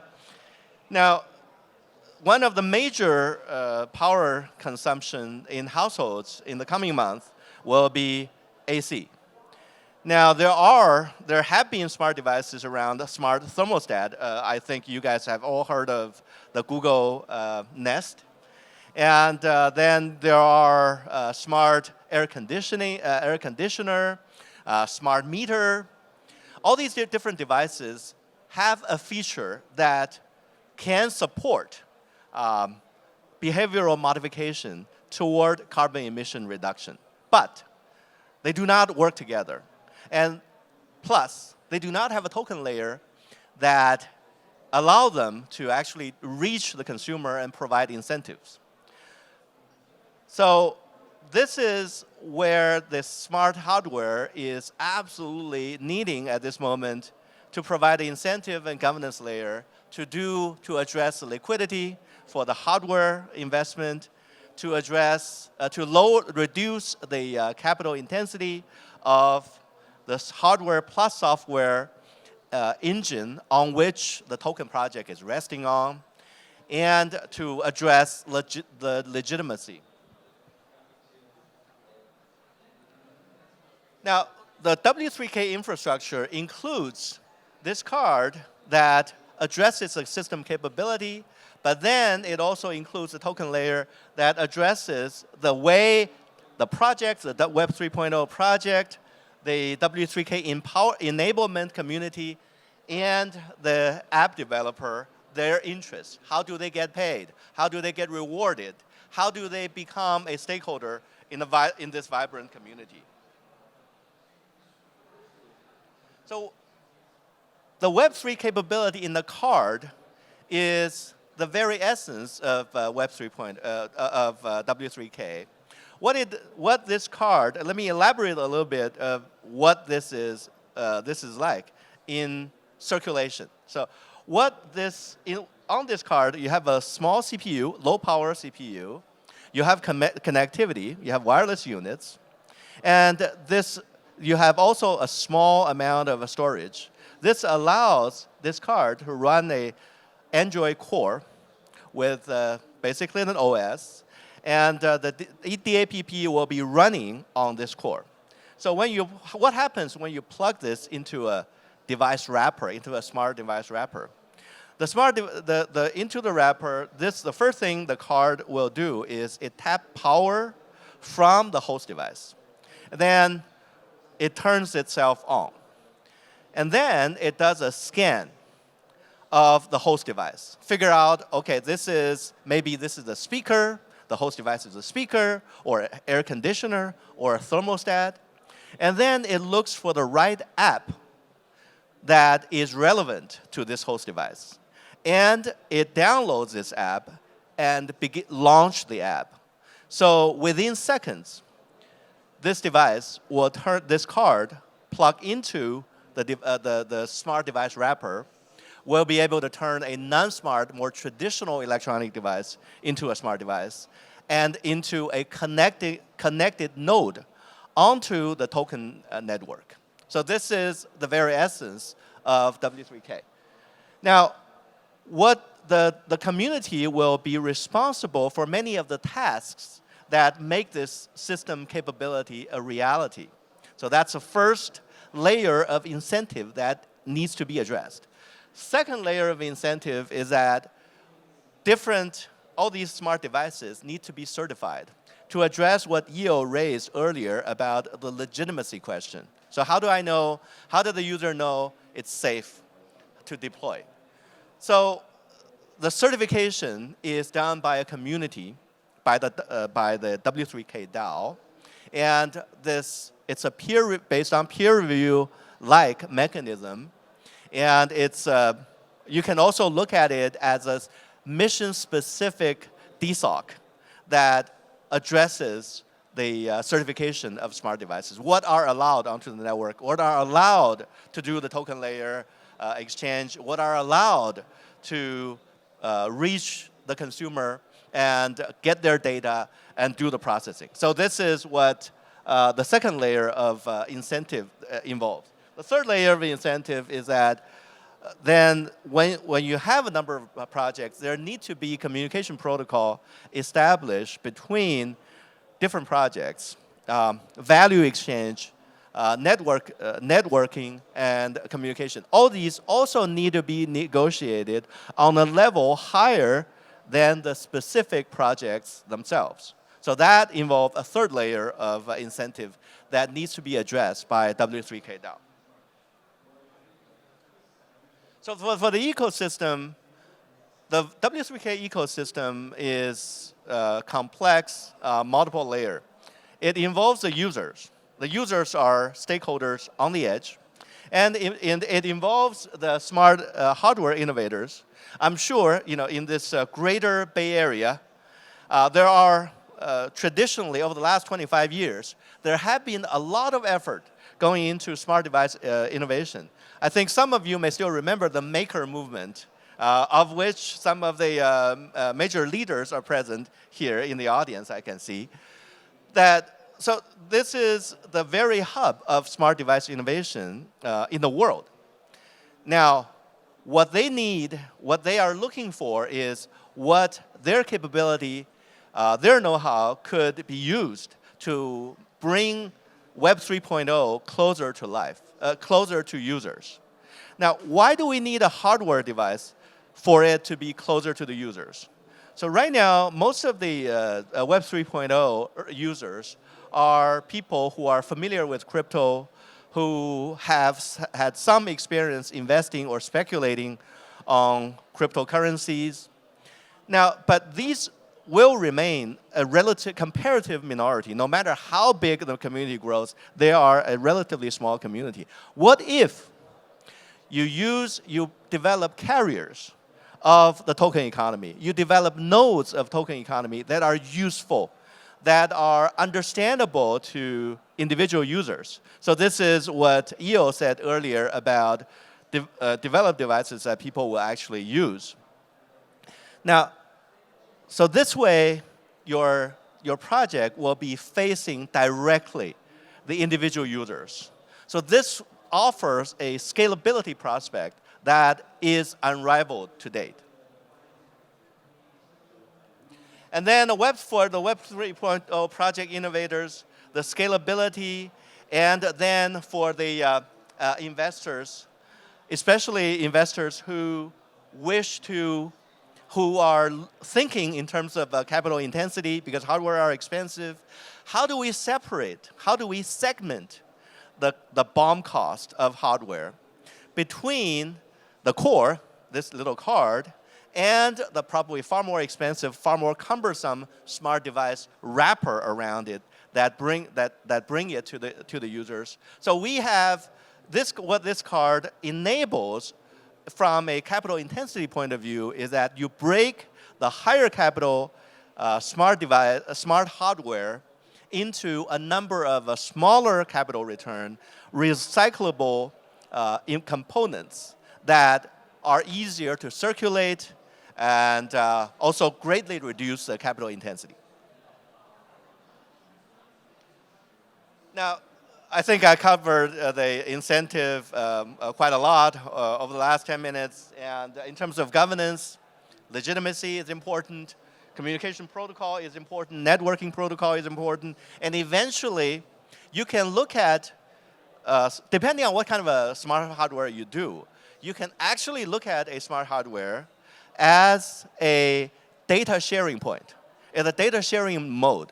So if the consumer interact with the smart hardware, it will reveal its preferences. Now, these preferences will contribute to a user portrait and will contribute to analysis, big data analysis, especially in the age of ChatGPT 4. Now, but the data sovereignty must be protected on the node level, on the individual node level. So this is why you push the token layer all the way to the edge. Not only is good business, but it's also an ethical way for responsible data exchange down the road. So currently, the scenario that we're focusing on, like the home climate that you will see in a minute, actually focus on how to turn data into tradable insights and into tools of optimization. But in the future, when there are more and more diverse range of smart devices, this data node will become only more important. So governance is important, certification is important, networking protocol is important. So this is a home climate. Yeah, now I'll just explain this in a story, right? So now, as you know, as you observe in your workplace and at home, in summer, we have different preferences for temperature setting. So some of us would want to turn the room temperature setting to 23 degrees C. And some of us will turn it to 26 or 27 degrees C. There's no, this is just a matter of subjective preferences. You feel good when, some people feel good when it's 26, some people feel good it's 23. Now, but if you always set your temperature setting at 23, it's not really good for the environment. It's probably also not very good for your health. Imagine a world where through W3K, this common development engine, you have a number of devices in your house that are empowered by W3K, which means that they can communicate, they can talk to each other through the W3K networking protocol. They can share tokens, they can share insights, they can share data. How would that feel? Okay, I'll go device by device. Let's say first the smart thermostat. When you set the temperature as usual to 23, the network will give you a challenge. The network will ask you, do you want to try 24 degrees today and see how you feel? Okay, if you take the challenge, you'll be rewarded with tokens. Now, so you accept, this is your interaction to the thermostat, and the thermostat will then communicate this to your air conditioner to set the goal for the air conditioner, your W3K inside air conditioner. And the air conditioner will be able to optimize your temperature around your target temperature. And then, but you are used to 23 degree, you're not used to 24, so you may feel a little bit hot. So then your smart humidifier will join the game. Because many of you probably know, your body feel, 你的体感, your body feel about hotness or coldness actually have to do with other factors, like wind, like humidity. So your humidifier will automatically adjust, will receive the command from this networked home climate, this small home climate network. It will adapt, it will modify the humidity to give you a better body feel at this higher temperature setting. And then finally, your smart metering, your smart meter, based on, also with W3K inside, will be able, throughout this process, it's watching, it's calculating how much power consumption is used, what difference it made to your power consumption of the day, and what is equivalent to a carbon emission reduction, and then calibrate the reward you should receive at the end of the day and broadcast on the network. So you can see that here, it could very well be 4 different project teams. One is doing the smart humidifier, the other one is doing the Nest-like smart thermostat, the other one is working with OEM to do air conditioner. They all work together. These different devices, these different project teams do not need to talk to each other in the development stage, do not need to negotiate networking protocols, because all these are done in this little card. Okay, so then you can take that further. You can look at helium, and you can take that further into a broader scalability. Because different people living in different cities could actually join a little game of carbon reduction, calibrated through the macro climate of their own individual cities, unified into a community of friendly competition and incentive sharing. All right, so what will be, I completely agree with EO. First of all, you need to make a project that is useful, that creates value, specific token economics design is not, we cannot do a top-down design from day one, but we do need to consider it. So here, I just give a high-level overview of how the W3K token will be used. First, as I said before, to do the W3K, there needs to be a lot of system-level work.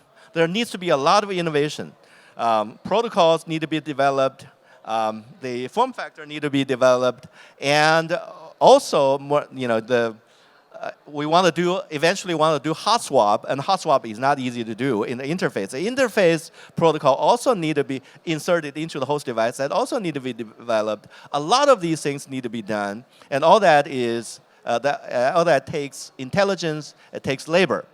So the first function of the W3K token will be rewarding those founding members and those early developers that make W3K a reality and steadily maintain it, keep it safe, make it more versatile, and provide community governance to make sure that W3K is always responsible, is always providing the constantly evolving needs of the broader community of different W3K projects, the smart hardware projects. So they need to be, the token, the first function of the W3K token is provide incentives for these core community members who do the real work.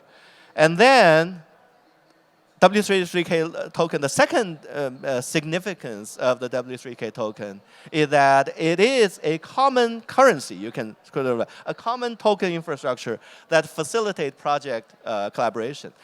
We heard from Yuan Gao at Helium at the beginning, early this morning, about Helium's aspiration to be a network of networks. So what we want to do is we want to be the infrastructure of infrastructures. So this is our mission. Now, you know, how does that infrastructure, token infrastructure of project token infrastructures, how does that work? Now, if let's say that you have a mature, relatively mature DePIN project, you have, let's say, take Helium, right? Helium already has 1 million nodes.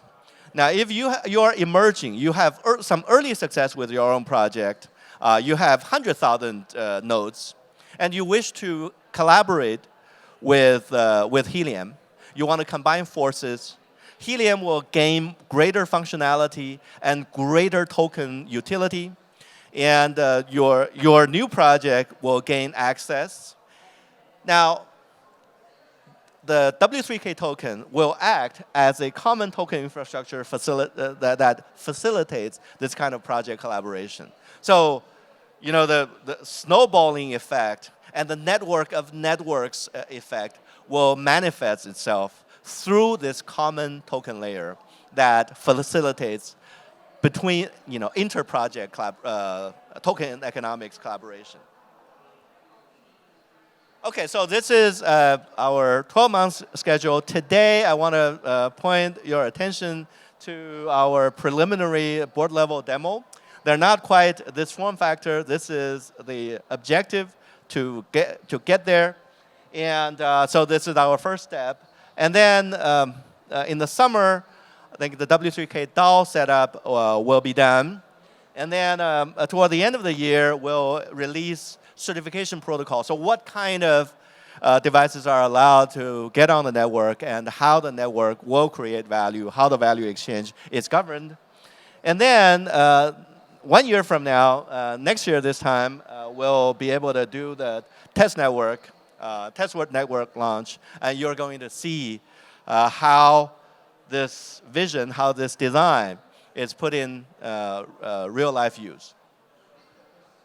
And the longer term, so this longer term roadmap, I put it out there to showcase the amount of work that needs to go into it and how easy to use it will eventually become. So there will be, the hardware certification will become formal toward the first half of next year. And then the universal slot adoption. So this is a reference slot design for smart device developers. So they need to know, even though, since they don't need to do the silicon and the system engine anymore, so the silicon and system engine come from W3K, what they need to do is, the only thing they need to do is keep a slot available. But so what they need is a universal slot adoption and how that works. So they need to design that into their own smart device. So what will happen is that their device will become cheaper because it's only a wrapper, but they will focus on something that they are best at doing, that is provide the UX, provide the industrial design for appealing, easy to use smart device. And then the second half, so you can see that eventually, the year after next, second half, we do this pretty significant thing called hot swap. This is really hard to do, but we have it on our roadmap. What does that mean? Basically, this will allow consumers to take this card out of one host device and plug it into another host device. Why is that significant? It's significant because it really optimizes the cost structure. You have 3 or 4 this kind of cards at home. You can use it like a USB. Whenever you plan to turn on a specific device, you just plug it in. When you don't need to do that anymore, you can just take it out. So this hotspot swap capability is essential to offer a great cost structure, to offer this kind of a universality of cost saving into households, into cities, into schools. It's very important. And then we hope that further down the road, the RISC-V, RISC-V is a open source silicon architecture of the future, and eventually we want to be able to deliver a W3K based on RISC-V. Now, this is all I have, and I want to quickly recap the value proposition of W3K: interactive, intuitive. So these are for the users, and ubiquitous. This is for the project developers to reach the network effect, and scalable. Scalable is for investors to turn a good, viable prototype into a really commercially viable, economically viable project. So win with token, win with data. So token, I think I made it sufficiently clear how you gain with token. But the win with data, we focus on user experience first. But eventually, the long-term aspiration of the W3K is that it will become a trusted core of smart devices, of the Web 3.0 hardware system nodes that allow data access authorization and with data sovereignty protection. So the data play, I believe, is the future. But right now, how personal data exchange and trading and protection will be done in a commercially viable way, we do not know yet. There's a lot of uncertainty, but I think in the next couple of years, this will be worked out. So in the meantime, I encourage everyone to join this community, to win with token, win with innovation, and win with network. And here the 2D barcode that we create specifically for this audience, for this event. So if you like what we plan to do, please join this discussion. Thank you very much, and I hope that we will run into you in the W3K ecosystem. Thank you. 好，感谢 Vincent。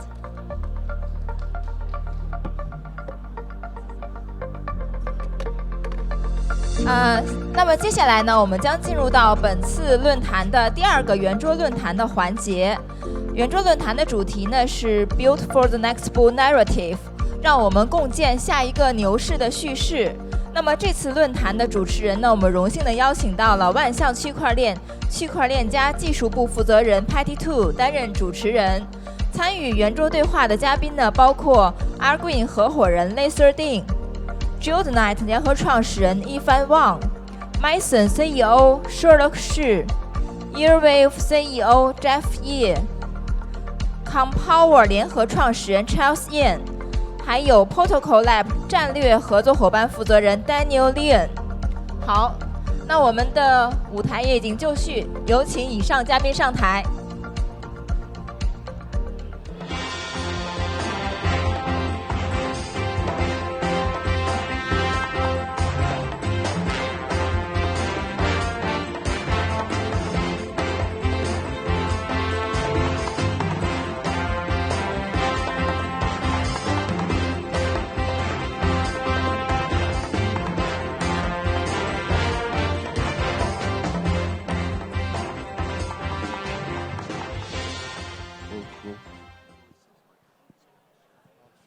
Good morning, everyone. I'm Patty from Shanghai Wanxiang blockchain.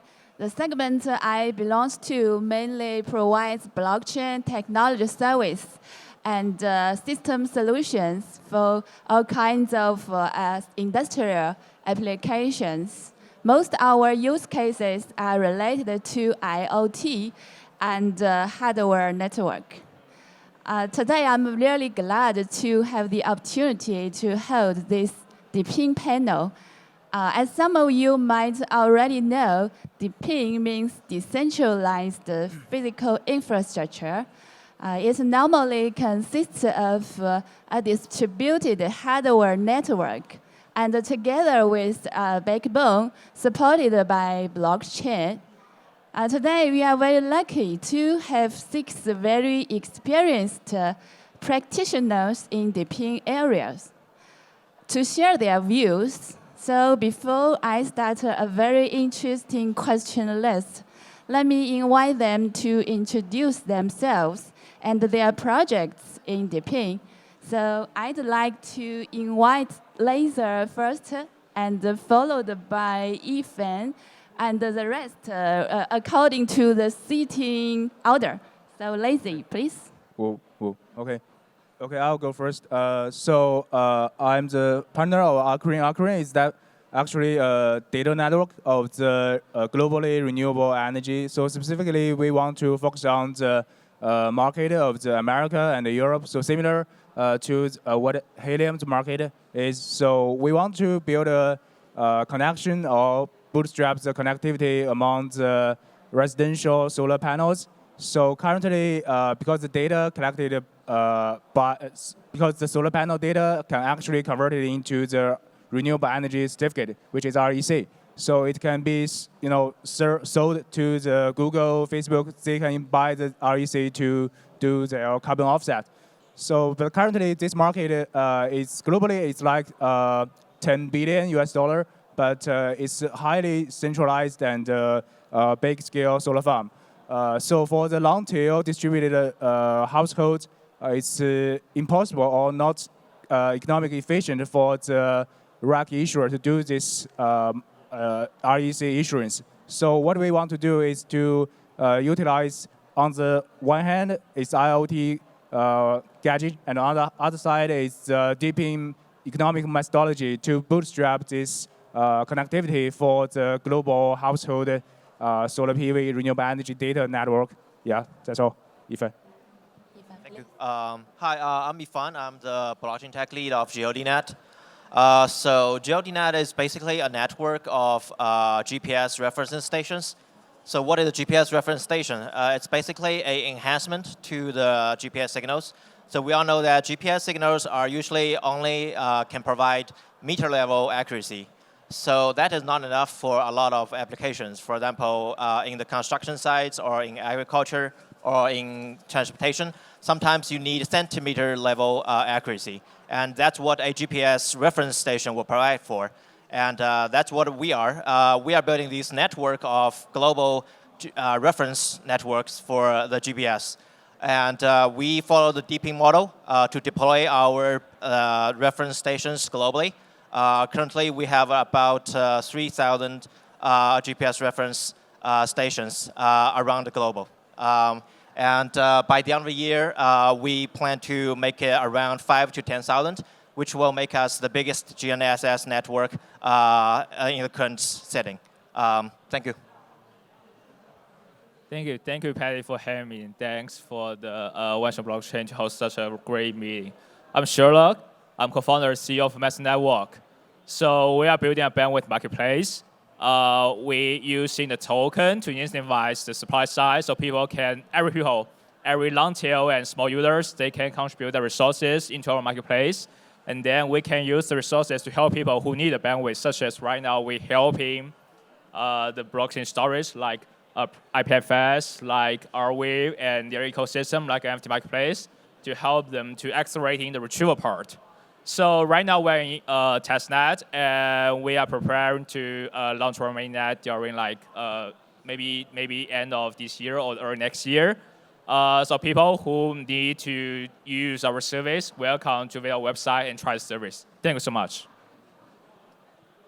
Hello, everyone. I'm Jeff Yee. I'm the co-founder and CEO of Airwave.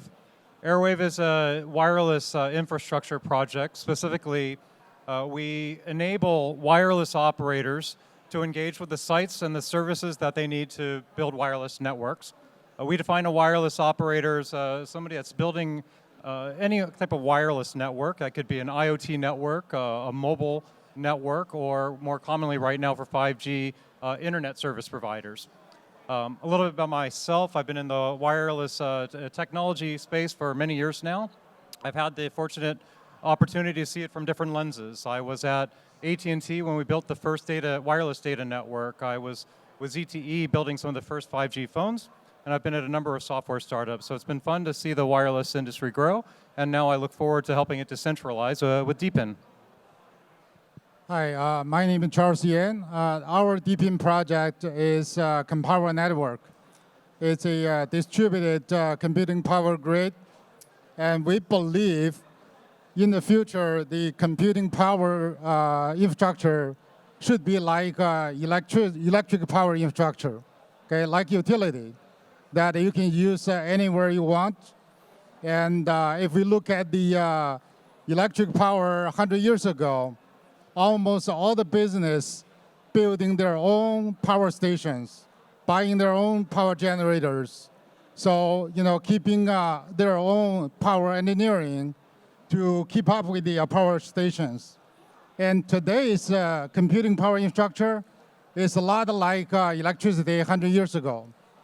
People are buying their own hardware, building their own virtualization, their container virtualization, etc. So there's a lot of cost. And what we're doing, we started out a traditional PIN project. We are trying to build a distributed computing power grid so that people can use just like electricity grid, that their application can plug in anywhere and it just works. And the reason that we joined the DePIN community is that DePIN will help us accelerate our build-up and also will increase our profit. Hi, my name is Daniel. I work on network growth at Protocol Labs. Protocol Labs is an R&D lab and the creator of Filecoin, IPFS, and libp2p. The Filecoin network is the largest decentralized storage network and currently has over 3,800 storage providers around the world, over 44 countries. And, closer. Sorry, thank you.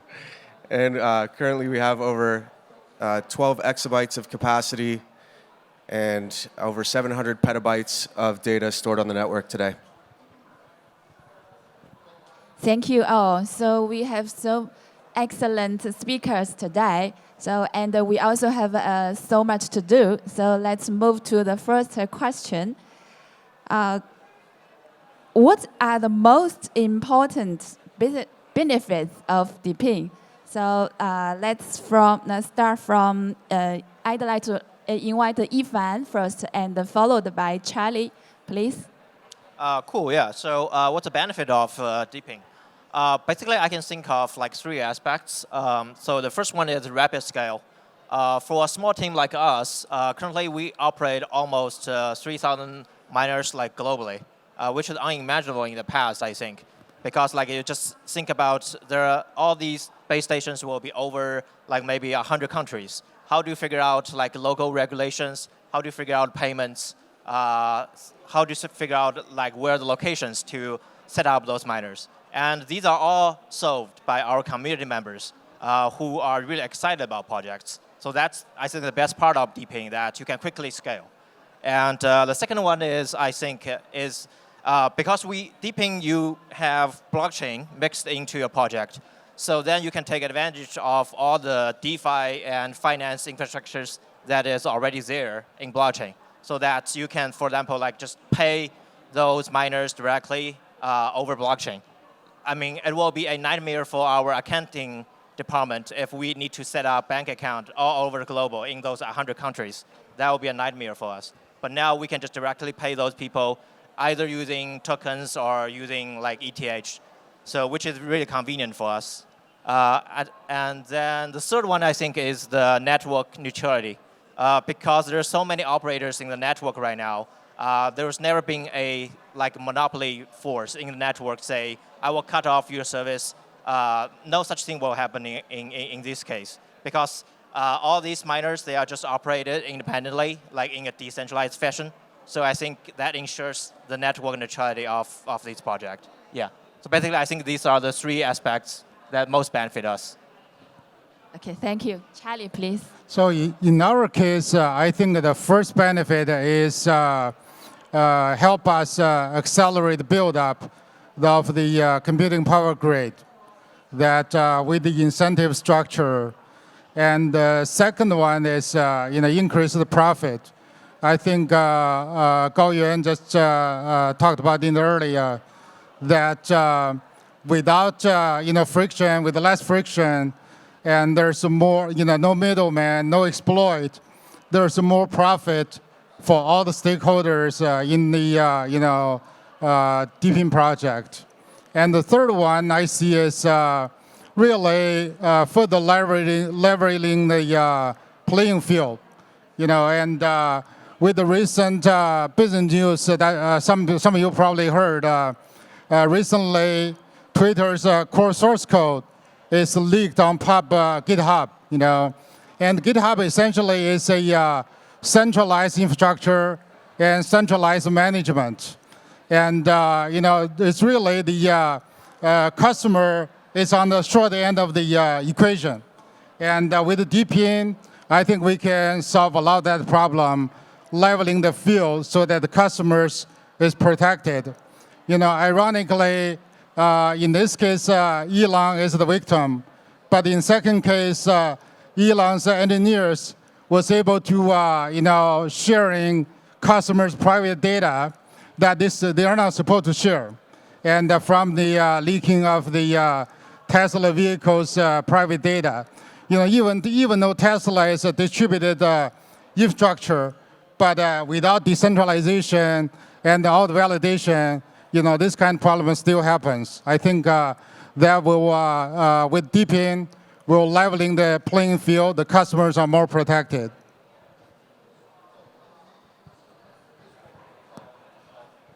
Thank you, Charlie. So next question, could you explain how blockchain and the tokens can incentivize users to contribute to the DePIN network? I'd like to invite Daniel first and followed by Sherlock, please. Sure, thank you. So I think Kobe from Fenbushi Capital mentioned this earlier, but just the sheer amount of capacity that's been able to be added to the network over the last year and a half since mainnet launch has been absolutely incredible, and none of this could have happened without blockchain crypto economic incentives. So we have over 12 exabytes of capacity, over 700 petabytes of data. Storage providers are incentivized to commit capacity and data to the network. We have this master plan that is step one, secure the network and amass hardware to be added to the network on a really large capacity. We've been able to do that over the past couple of years. Step two is to add data to the network, useful data to the network. And step three is compute over that data. We've been able to confirm successfully step one. We're in the process of step two. And step three is around the corner with the launch of our Filecoin virtual machine. All of that wouldn't have happened without crypto economic blockchain incentives. Thank you, Patty. I have 2 points to share here for how to use the token to incentivize the users. The first thing is what's the value behind that, why we need to use the token. It's especially for the investors and for startups. Like, before the crypto space, we still need some cash, need some money to incentivize for our users, maybe to join network, to join your product. And the other side is maybe someone needs to offer the service for product. Let's take an example like Uber.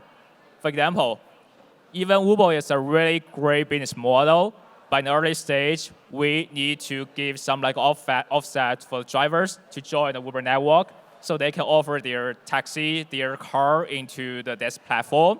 And on the second stage, the people, the passenger who want to take an Uber, he also need to get some discount so that he will try the new service.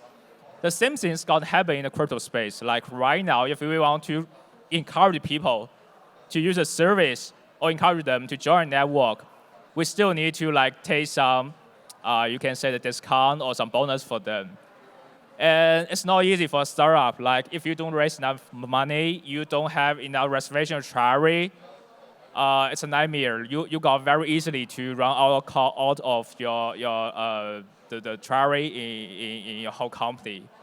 But very lucky thing, the token gives us a way that we can decouple in the time space for the supply demand. That means the demand side, and it's gonna be the end in the future, you're gonna make it. But right now you don't prepare enough. It's okay. You can still use a token to incentivize the supply side. And people can, like, they think they will be rewarded, they can get the tokens reward, so they can still join the network.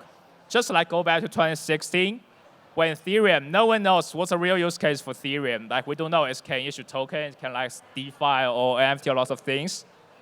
But lucky, because Ethereum still worth some value, people can join the network. So that's the first thing I want to share with you. It can decouple the timeline for supply and demand. The second thing, what kind of users will be incentivized in token? I mean, if you are like you have the specific size, like you are a middle-sized entrepreneur or companies such like that, you don't need to worry about, because, for example, in mass network, we try to aggregate the bandwidth into a marketplace. And if you have some data center, you have some like the storage, no doubt, AWS, Google Cloud, they will have their sales team, they will have their BD team, they will reach you. And you will like to make a coffee together, you sign a contract, you make a deal, right? So for us, the first value token can do is we can cover the people which right now is not covered by the tech giants. You are very small. You are belong to long tail. You are belong to a market which the people, the sales team, they don't want to cover you right now. That's our opportunity. We cover the people right now. They are from maybe some countries. They are not quite rich enough, but it's okay. We give you the standard. We give you the structure. You join our network by yourself. You get rewarded. So I think token is the first thing that we can help but smaller users to help them to courage to contribute their resources to network. That's the first phase.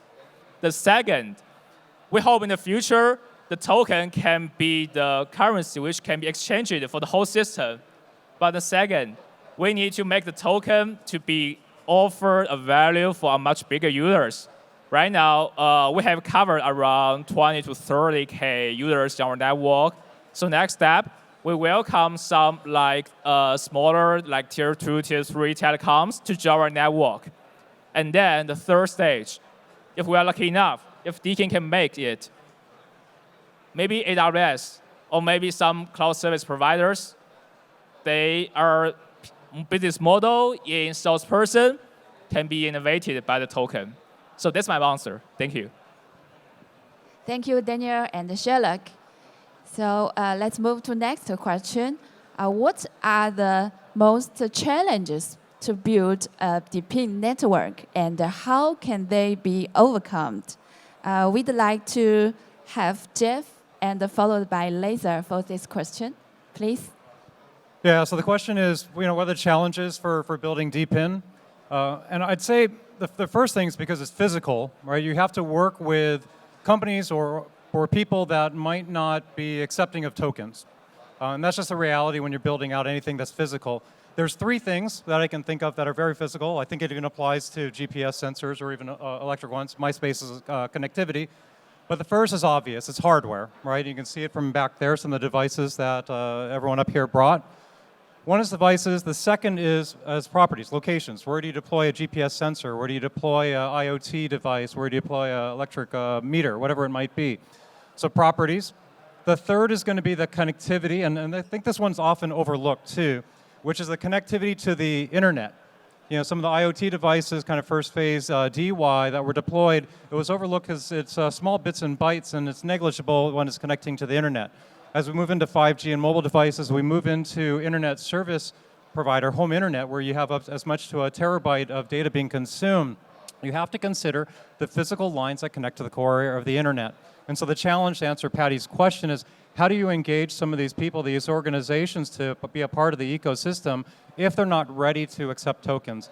And that's a challenge, right? And I wish I had the answer for you. I have some of these answers, but I think that's the challenge that we're probably all facing as we move into DePIN. So yeah, I definitely think Jeff has more authority of answering this question because they already deployed globally like hundreds of thousands of base stations. We just start to launch our hardware. So the challenge I think one is regulation because it's still like Sherlock mentioned earlier. I think the token is it's a magic tool, but there is also the side effect because we are not quite clear about the regulation. Now we can see the divergence in the regulation field, the east and the west. It's totally the two opposite direction. Hong Kong is extremely welcoming crypto nowadays.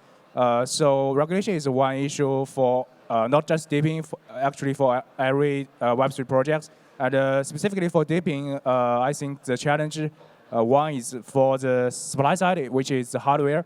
We really need some professional guys doing the solve the hardware problems to find the best supplier to get your shipment on time.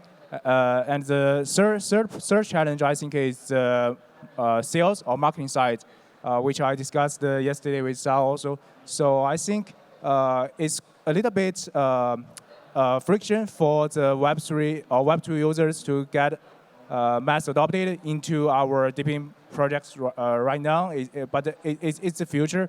We are at the alpha stage of the whole market. I mean, for the marketing, it takes time for them to do the market education for the Web2, Web1 users to get adopted into our DePIN projects, and that is the mass adoption for Web3 also, yeah. Okay, thank you. So our panel topic is about build the next boom narrative. So how do you see DePINs evolving in the next few years? Let's invite Sherlock and Ivan to answer this question, please. Sherlock Sure, first. thank you. My answer gonna be simple. Yeah, I think the resources, any kind of like the things, they have the chance to be standardized, and then we may use a token to incentivize them, and maybe you can. I mean, DePIN is especially gonna be related to the physical side. Like we will have some physical devices on the user side. But the truth is, I mean, the token is generalized. You can use token to incentivize any kind of things, right? You can incentivize for virtual things. You can incentivize for the real physical things. So my answer is, don't worry. Like anything can be easily or have the chance to be standardized. We just use token to incentivize them. And if somehow you made the demand side, you made the revenue, you made some users who pay for a service, they're gonna be good. Yeah, so the question is, what's DePIN for the next few years? So for me, I think there's both like short-term, like near-term goals, and then there's long-term goals.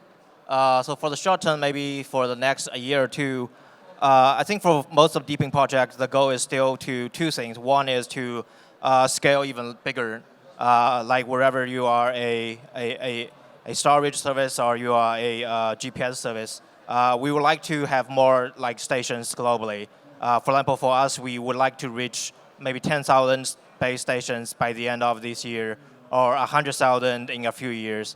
And with that scale, we can truly like provide services on a much larger scale to our clients. So that's first thing, which is scaling. And then the second one, I think, is to onboarding more commercial usages. We already have like 3 commercial clients who already paid us for subscriptions to our live data streams, so which is great. But we want to have more commercial usages wherever it's in constructions or in agriculture or in transportation to start using our service. Yeah, so I think both things are things that will happen in the next few years. And then long term, I think with the emerging of AI or AGI, I think all the DePIN projects, I think we should start thinking about not just providing services to human beings, but also how do we provide services to like robots with AI. We need to think about like how we design our protocols in a way that, for example, not just robots go talk to humans or human talk to humans, but like how robots will talk to robots with AI. Yeah, so that's one thing. And the other thing is, I think, since we are all operating all these critical physical infrastructures, so security is our number one thing. So how do we using blockchain to protect these physical infrastructures? Because blockchain makes sure that the computation is first, it enforces the correctness of computation, right? And then it's enforced that the data is immutable and also data is transparent. Then how can we take advantage of these features of blockchain to make sure the security of all these physical infrastructures? Yeah. Thank you, thank you. So we'll have to run to our last question. So what advice would you give to a startup innovator who is interested in getting involved in the DePIN space? So let's invite our speakers to answer this question. So let's start from Daniel and Charlie and following the speaking order. Yeah. Yeah, so there's a number of different resources that we have available. If you visit our website, if you go to our open and public Filecoin Slack channel, you'll be able to communicate with our ecosystem and our community. We also recently launched the Decentralized Storage Alliance that brings together hardware vendors like AMD and Seagate and system integrators like EY to join the network and help bridge that gap between Web 2 and Web 3. So for any individuals that are interested in learning more, or if you're part of a company that would be interested in getting involved in our ecosystem, you can go to dsalliance.io or stay in touch with us via Filecoin Slack as well. My advice would be that I think listen to the investors in the previous panels. And I would suggest pick a PIN that's a profitable business on itself. You know, you can build a profitable business on itself rather than, you know, cannot stand alone. And in my opinion, DePIN is a accelerator, you know, accelerator the build up your business, your PIN business, and also, you know, the increase the profit because the frictionless, you know, the less, you know, human involvement. So make the system working a lot efficient and increase your profit. That would be my advice. You know, start with something that can stand on itself as a business. Then use DePIN to accelerate, to increase the profit. My advice for somebody starting a startup in the DePIN space, and if you don't mind, I'm going to divide my answer into two parts. The first, I think, is more general. I think it applies to all startups even before Web3, which is there's going to be ups and downs, right? You're going to have the days that you go, great, I'm glad I started this company. There's going to be days where you question yourself why you did it. But the most important thing you always hear is to react. And that's why small companies always are more innovative than big companies. You measure the market, you react. We're reacting right now to interest rates. You know, we react to DY projects, you know, maybe that you're partnered with that might pull the plug. So you always have to monitor and react. But for DePIN specifically and Web3, all right, what's different about it? Tokenomics. And I think the important thing, we all write algorithms, but at the end of the day, it's human behavior, right? What causes a person or organization to want to be able to accept your token? And I would say just understand human behavior. My opinion for this question is I do think the for people who want to run a startup in the DePIN space, he need to be very carefully about how to balance the supply and demand. Let's take an example for like Ethereum.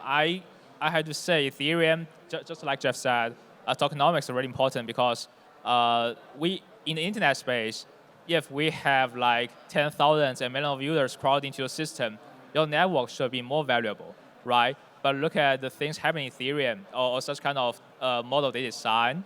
I don't say it's bad. I think they are quite reasonable. But for somehow, because so many people crowded into the system and the network, their capacity can't handle the real users' demand. So users have to find their altcoin, the alter layer 2, or some sharding solutions to handle this. And for me, I think for DePIN, you should try to make a way or a mechanism so that your network can very easily be powered by the network with crowd of users crowding into the system. And then the second thing is you should do not to rely on the supply side. I mean, very hard thing for most of the crypto space projects is when is the time we can find the users to use our network and pay for our network? That's really hard. And I think even like we have some really good cases, there's still lots of projects that they are lack of the real use case. So for people who want to join the DePIN space, I hope you keep in mind, know who will your market, who will your network value come from. Yeah, so for me, the advice to those startups is like to find a problem that you really care. That problem might exist in the physical space. That problem might exist in the cyberspace, wherever. But find a problem that you really care and try to solve it. And in that way, you might be your own first clients. And for example, like for GeoDNet, we really care about the accuracy of GPS because the traditional GPS solutions only gives you like a meter level accuracy. But sometimes we need centimeter level accuracy for construction sites or for agriculture. So if you find such a problem and you devoted your time or money to it, and I think that's the best thing because nowadays I think we have some great tools for startups, wherever it's the blockchain or it's AGI. These are all very powerful tools that didn't exist 20, 30 years ago. And now if you are a startup, you can utilize all these cool technologies to solve the problem that you really care. So yeah. Yeah, so I think all the panelists gave a very rational answer. Yeah, for any innovator who wants to jump into the DePIN field, but I will give some emotional answer. Yeah, I think for anyone wants to jump into the DePIN field, I think the first thing is just do it. Because I will, last month in Denver, I said, and the credit goes to the Austin from the Solana. I think he wrote that DePIN is to the traditional infrastructure is just like what DeFi is to the traditional finance. I think that's perfect. Yeah, because I think DePIN provide a really dynamic paradigm shift for the basic, the construction model, the business model for the traditional infrastructure construction. So I'm glad to see we are not crowded here, because if it's already crowded for this room, it means I missed the chance. Yeah, I'm glad to see for this. I mean, in Asia, DePIN is not a hot topic. So that means chance for anyone, especially from Asia, if you have the expertise in the traditional infrastructure, the real industry field. So it's a good chance for you to be a disruptor for some real problem, like if I mentioned in the real world, to solve it. Use the DePIN. It's a tool. It's a sharp tool for you to solve problem. Yeah. Thank you all so much for today's insightful and impressive sharing today. I believe everyone has learned a lot and is deeply inspired. So it's time to end our session and look forward to talk to you again in the future. Thank you all. Thank you. Thank you.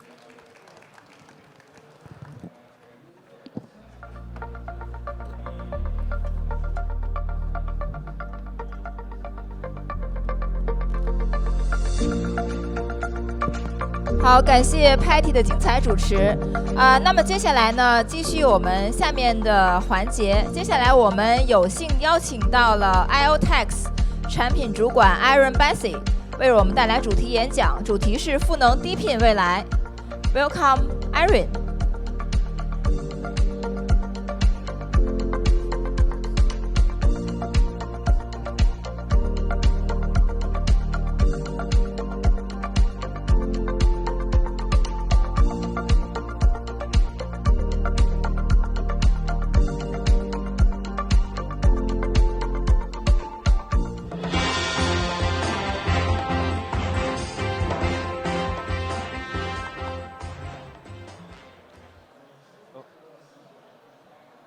This is the wrong slides. It's the wrong slide deck. Oh, it's not my slide deck.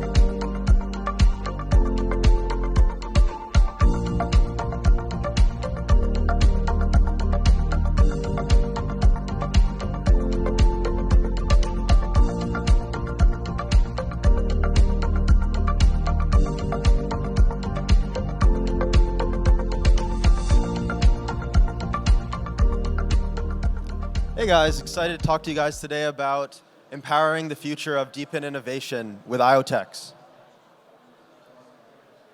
So I'm going to start by going a little bit into the history of IoTeX and how we got to where we are today. And then I'm going to go into the DePIN sector in general. And then finally, how we're empowering DePIN with WebStream, our new decentralized protocol.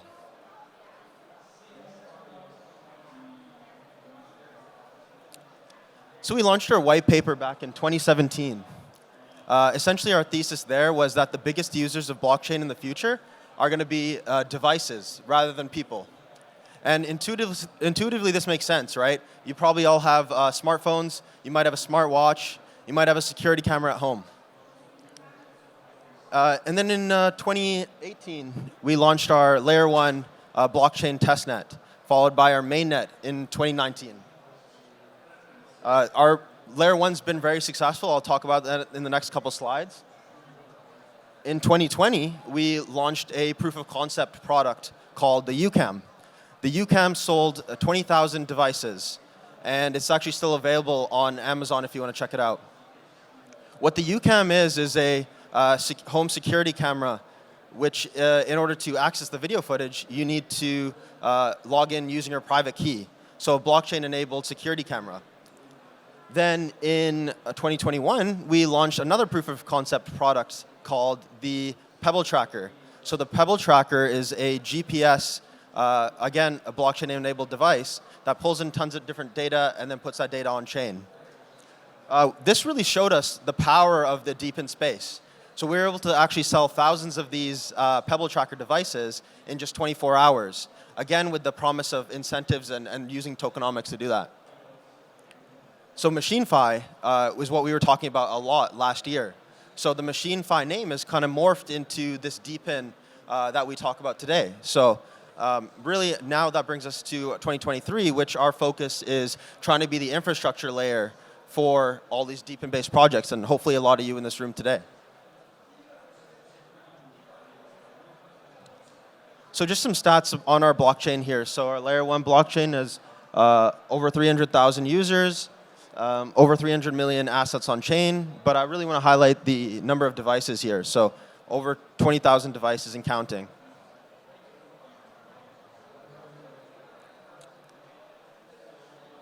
So people don't even realize how big the DePIN sector has the potential to be.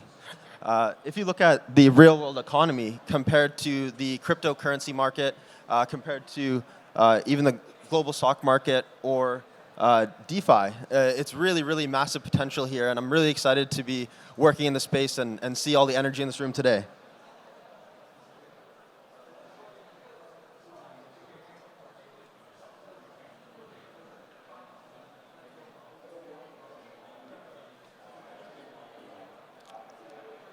Yeah, so speaking about all these different projects that are building the space, like here's a little preview of all these different projects, and we're right there, the IoTeX WebStream infra layer, trying to be the infra layer for a lot of these projects that you see on this board today.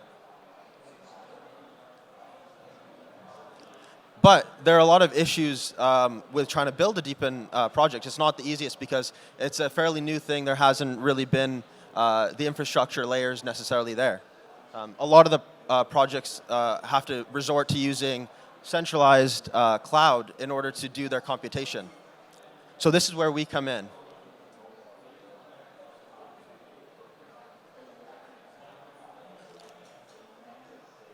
Oh. Yeah.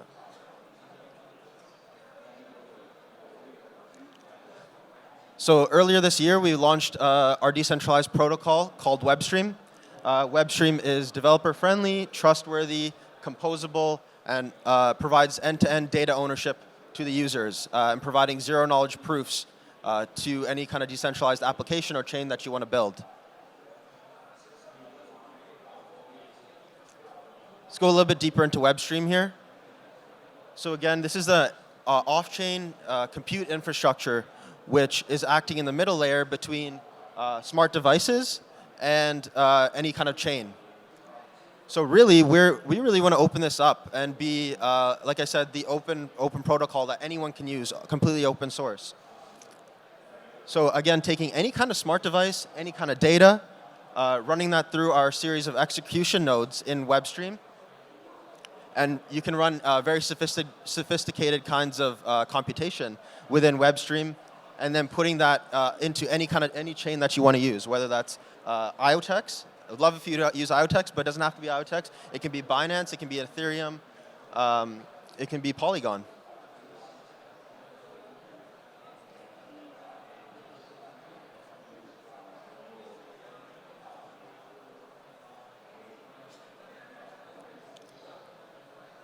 So WebStream is able to take in huge amounts of data. And WebStream is able to take in huge amounts of data and run very sophisticated kinds of computation in there, where you're able to use automation or randomness. And then, of course, it wouldn't be decentralized physical infrastructure networks without the decentralized identity. So being able to bind a wallet address to a device. And we provide all this kind of value within WebStream. So let's take a look at this from a developer's perspective. What exactly they'd do. So a developer would install their embedded device SDK onto the device, emit that signed data over into WebStream. Then they would write their, in any language they can write their computation. That computation logic will be compiled into WebAssembly module applets in WebStream. And then that will generate the cryptographic zero-knowledge proofs. And finally, they will write and deploy a smart contract, again, on any kind of chain that they want to use in order to generate the incentives based off of those cryptographic proofs.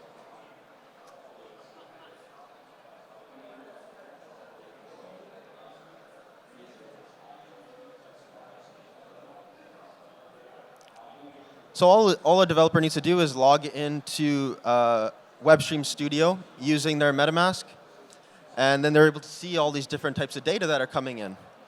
And then they can run their compute logic based off of that. And finally, incentivizing their users for providing this data.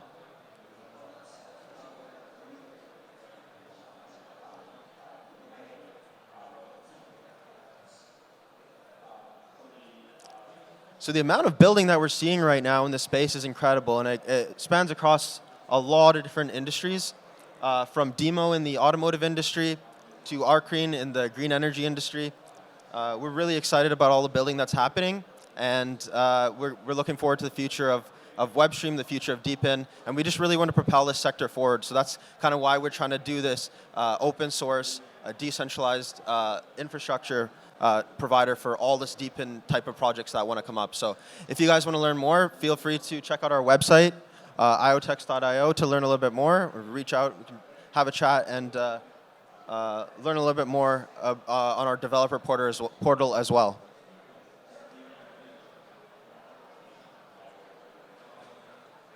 All right. All right, that's it, everyone. So thank you so much for your time.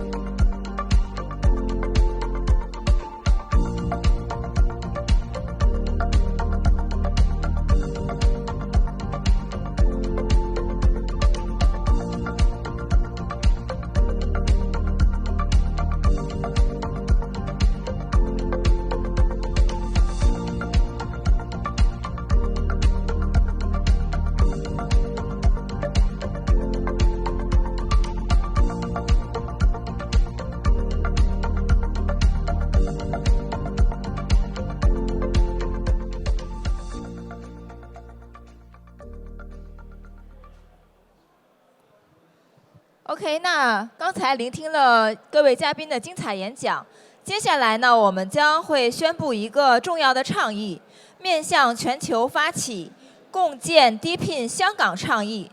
这个倡议的目的呢，是希望与 DePIN 的生态项目、建设者、投研机构、设备商共同推动 DePIN 生态在香港的发展。我们在座的各位呢，将共同见证这一历史时刻的到来。首先，我们邀请阿 Green 创始人 Leo 介绍本次创意的初心和内容。有请 Leo 上台。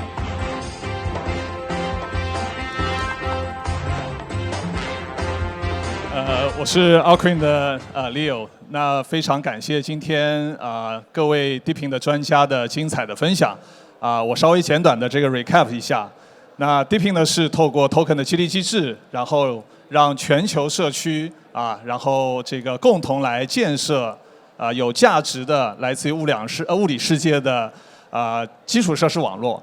那它与真实世界非常相关，换句话来说，它跟实体经济也非常相关。所以我们可以预见，DePIN 会成为接下来一个周期非常重要的趋势之一。另外的话呢 ，DePIN 项目又是透过硬件，透过无量硬件来实现这个物理世界的工作量证明，所以它非常依赖于供应链，依赖于产业的资源。那也凸显了香港背靠大湾区这个世界工厂的独一无二的优势。那我们在准备今天的这场 DePIN 的分论坛的这个过程当中呢，也得到了万洋区块链 HashKey 董事长肖峰总的大力的支持。他也建议全球的 DePIN 的项目方，然后在看 DePIN 这个赛道的投资机构、研究机构，为 DePIN 项目提供各类硬件设备的制造商、产业的合作伙伴，包括还有我们DePIN 社区的各位建设者，能够共同的来发起DePIN 大湾区的香港倡议，那一起来推动 DePIN 社区跟生态的大力的发展，依托香港跟大湾区这个载体，让越来越多的行业可以透过 DePIN 模式的改造，去实现这个与 Web3 的创新的融合，让更多的 Web3 的建设者、Web3 的 builder 能够透过 DePIN 的项目，发现更多来自于真实世界的有价值的应用场景，然后我们一起去把这个香港 Web3 的故事讲好。那接下来想非常有幸请肖总给我们这个讲几句。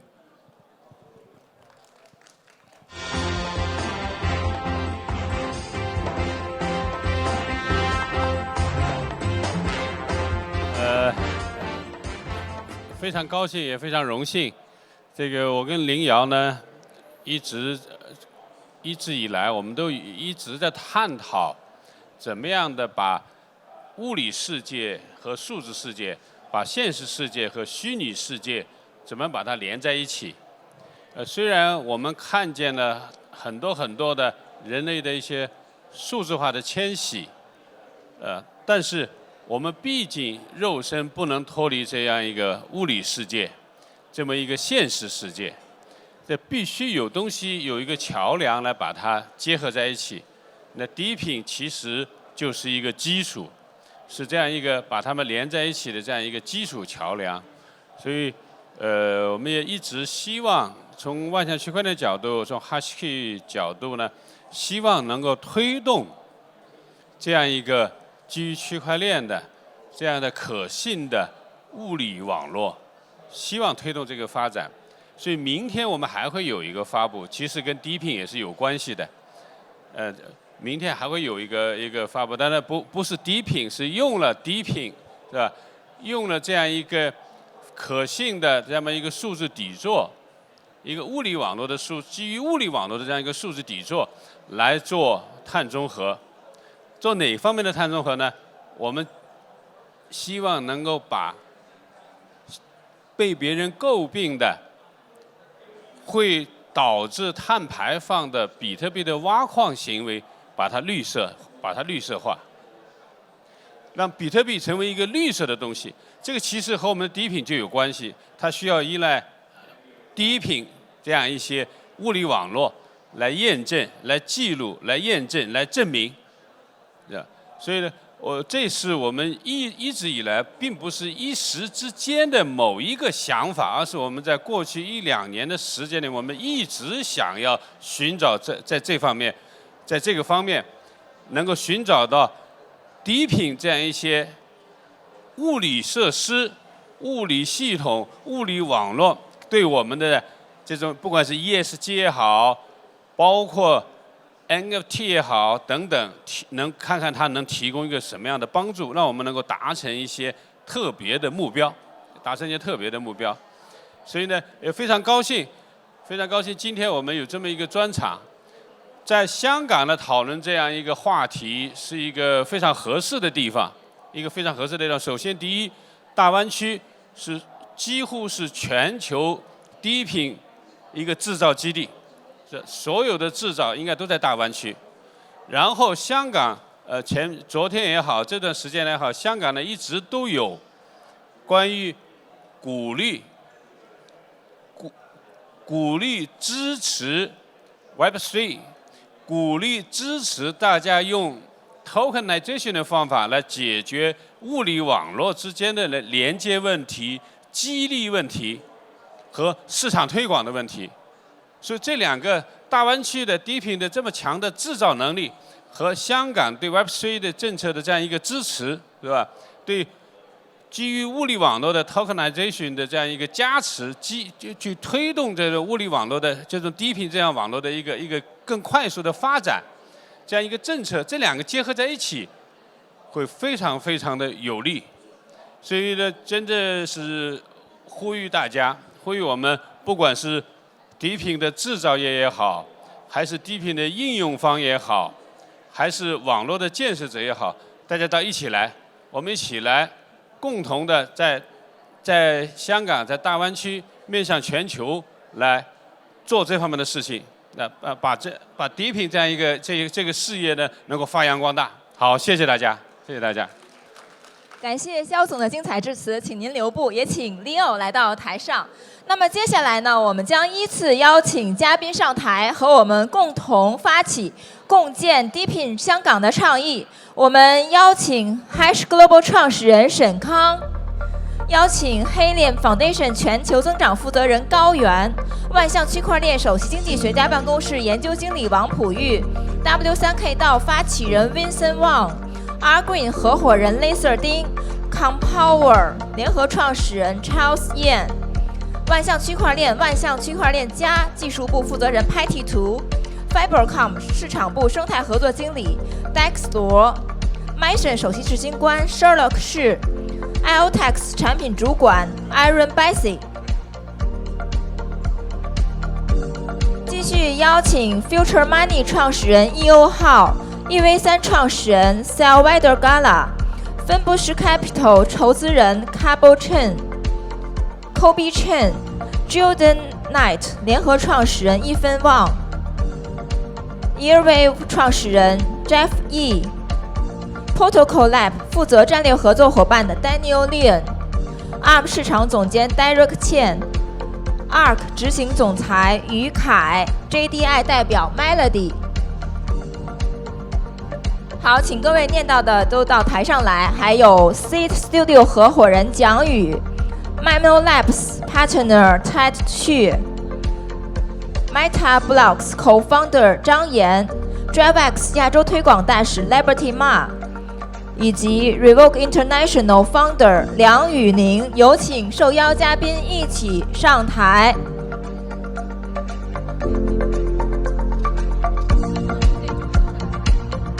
那么接下来呢，我们将共同宣布共建 DePIN 香港倡议的正式启动，让我们共同推动 DePIN 生态发展，帮助全球 DePIN 创业团队对接香港及大湾区的政策及场地等资源，推进 DePIN 创业项目和硬件设备厂商在香港落地，将香港打造成为全球 DePIN 生态的聚集地。我们各位嘉宾可以往这边移步一些。好，我们一起来看摄像老师的镜头，一起来合影留念。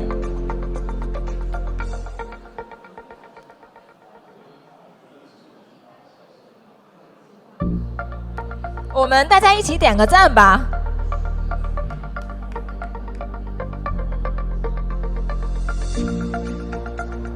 好，感谢各位，请各位台下就坐。非常感谢各位参与我们今天发起的倡议，谢谢。感谢肖总，谢谢。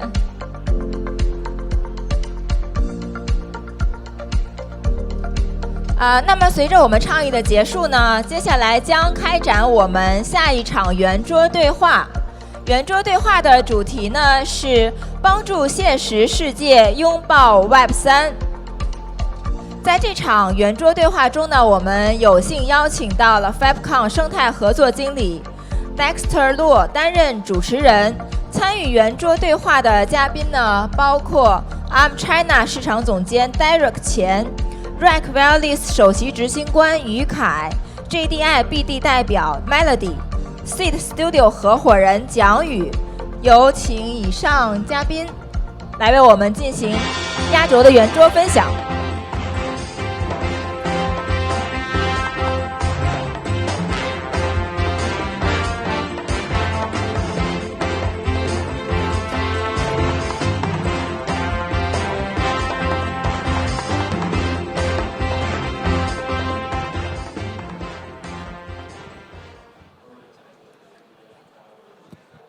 好，那个大家中午好啊！现在已经到中午了。这个我从来没有见过这么多的 DePIN Builder 啊，刚才合这个影。然后呢，我们也很感激，在肖总背后，我们以最后一个 panel 的方式，给大家去传示 DePIN 的 enable， 我们怎么去构建这个 DePIN 这个赛道，怎么去帮助我们的真实世界去拥抱这个 Web3。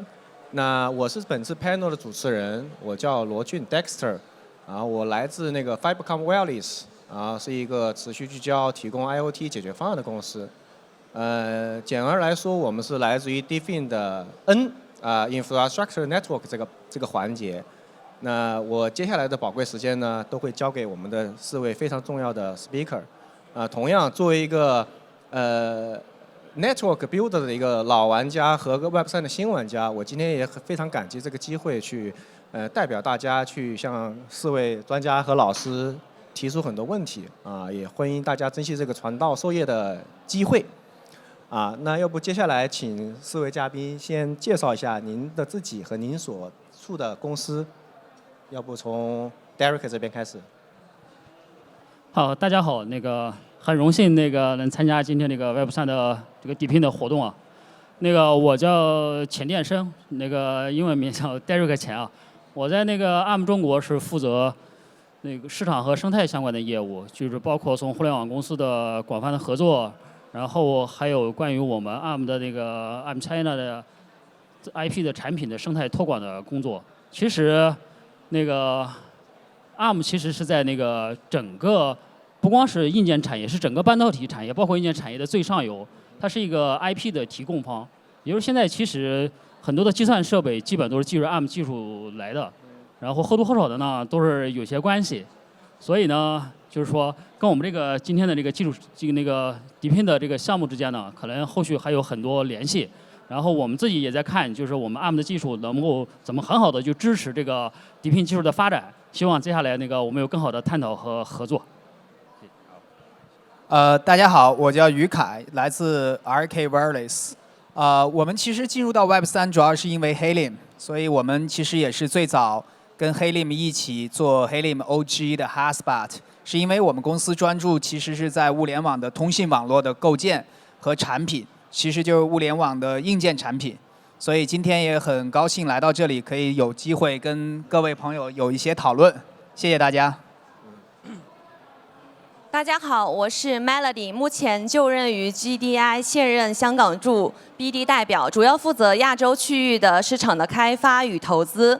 然后目前呢，我们 GDI 是专注于投资和制造业务。然后我们是与 Helium 自2019年有3年的一个共创合作的一个方向的。我们3年的合作期间呢，为 Helium 也是提供了超过400K 的一个硬件设备。我们也将会用这一个经验应用用到更多的项目当中。目前我们在与 DePIN 和 Web3 的合作中呢，也是共同的实现了我们的一个去中心化网络的一个构建。我相信我们的愿景呢是将会与更多的高质量的硬件和合作关系，为致力于 Web3 良好的生态环境和DePIN带来一个变革的发展，共创一个良好的去中心化的网络环境。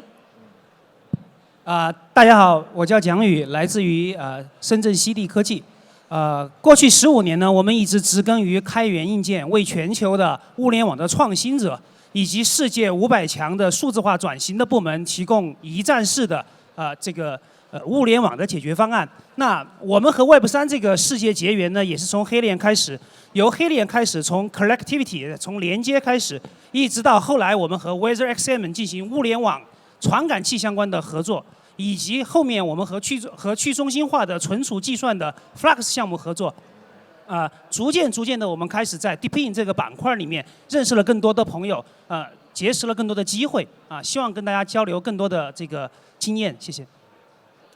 非常好，刚才4位嘉宾作为一个 enabler 都有很多很好的项目的尝试，大家都不约而同的提到几个关键字，其中有一个就是硬件，因为我想我们来自于 DePIN 是一个真实的世界，也是一个我们触手可及的世界，但是如何把这个世界真的和咱们的 Web3 结合起来？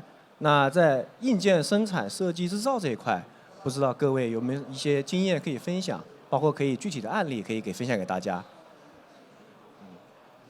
要不请于总您这边。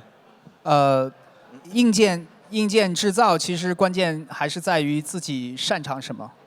那其实我有幸的接触 DePIN， 就是说在 infrastructure， 那现在的 Helium 的从 LoRa 开始，那现在的5G， 包括 WiFi， 但是呢，其实它每一个 networking 它的技术的 focus 是不同的。比如说5G， 它是在 base station 这边的 know-how 就非常的深。那所以其实如果能够专注在自己擅长的地方，然后能够提供好的产品，然后同时呢，在应对很好的 crypto 的周期。我觉得这个其实作为一个硬件厂家需要去解决的问题。非常好。要不下一位请 Melody 来介绍一下。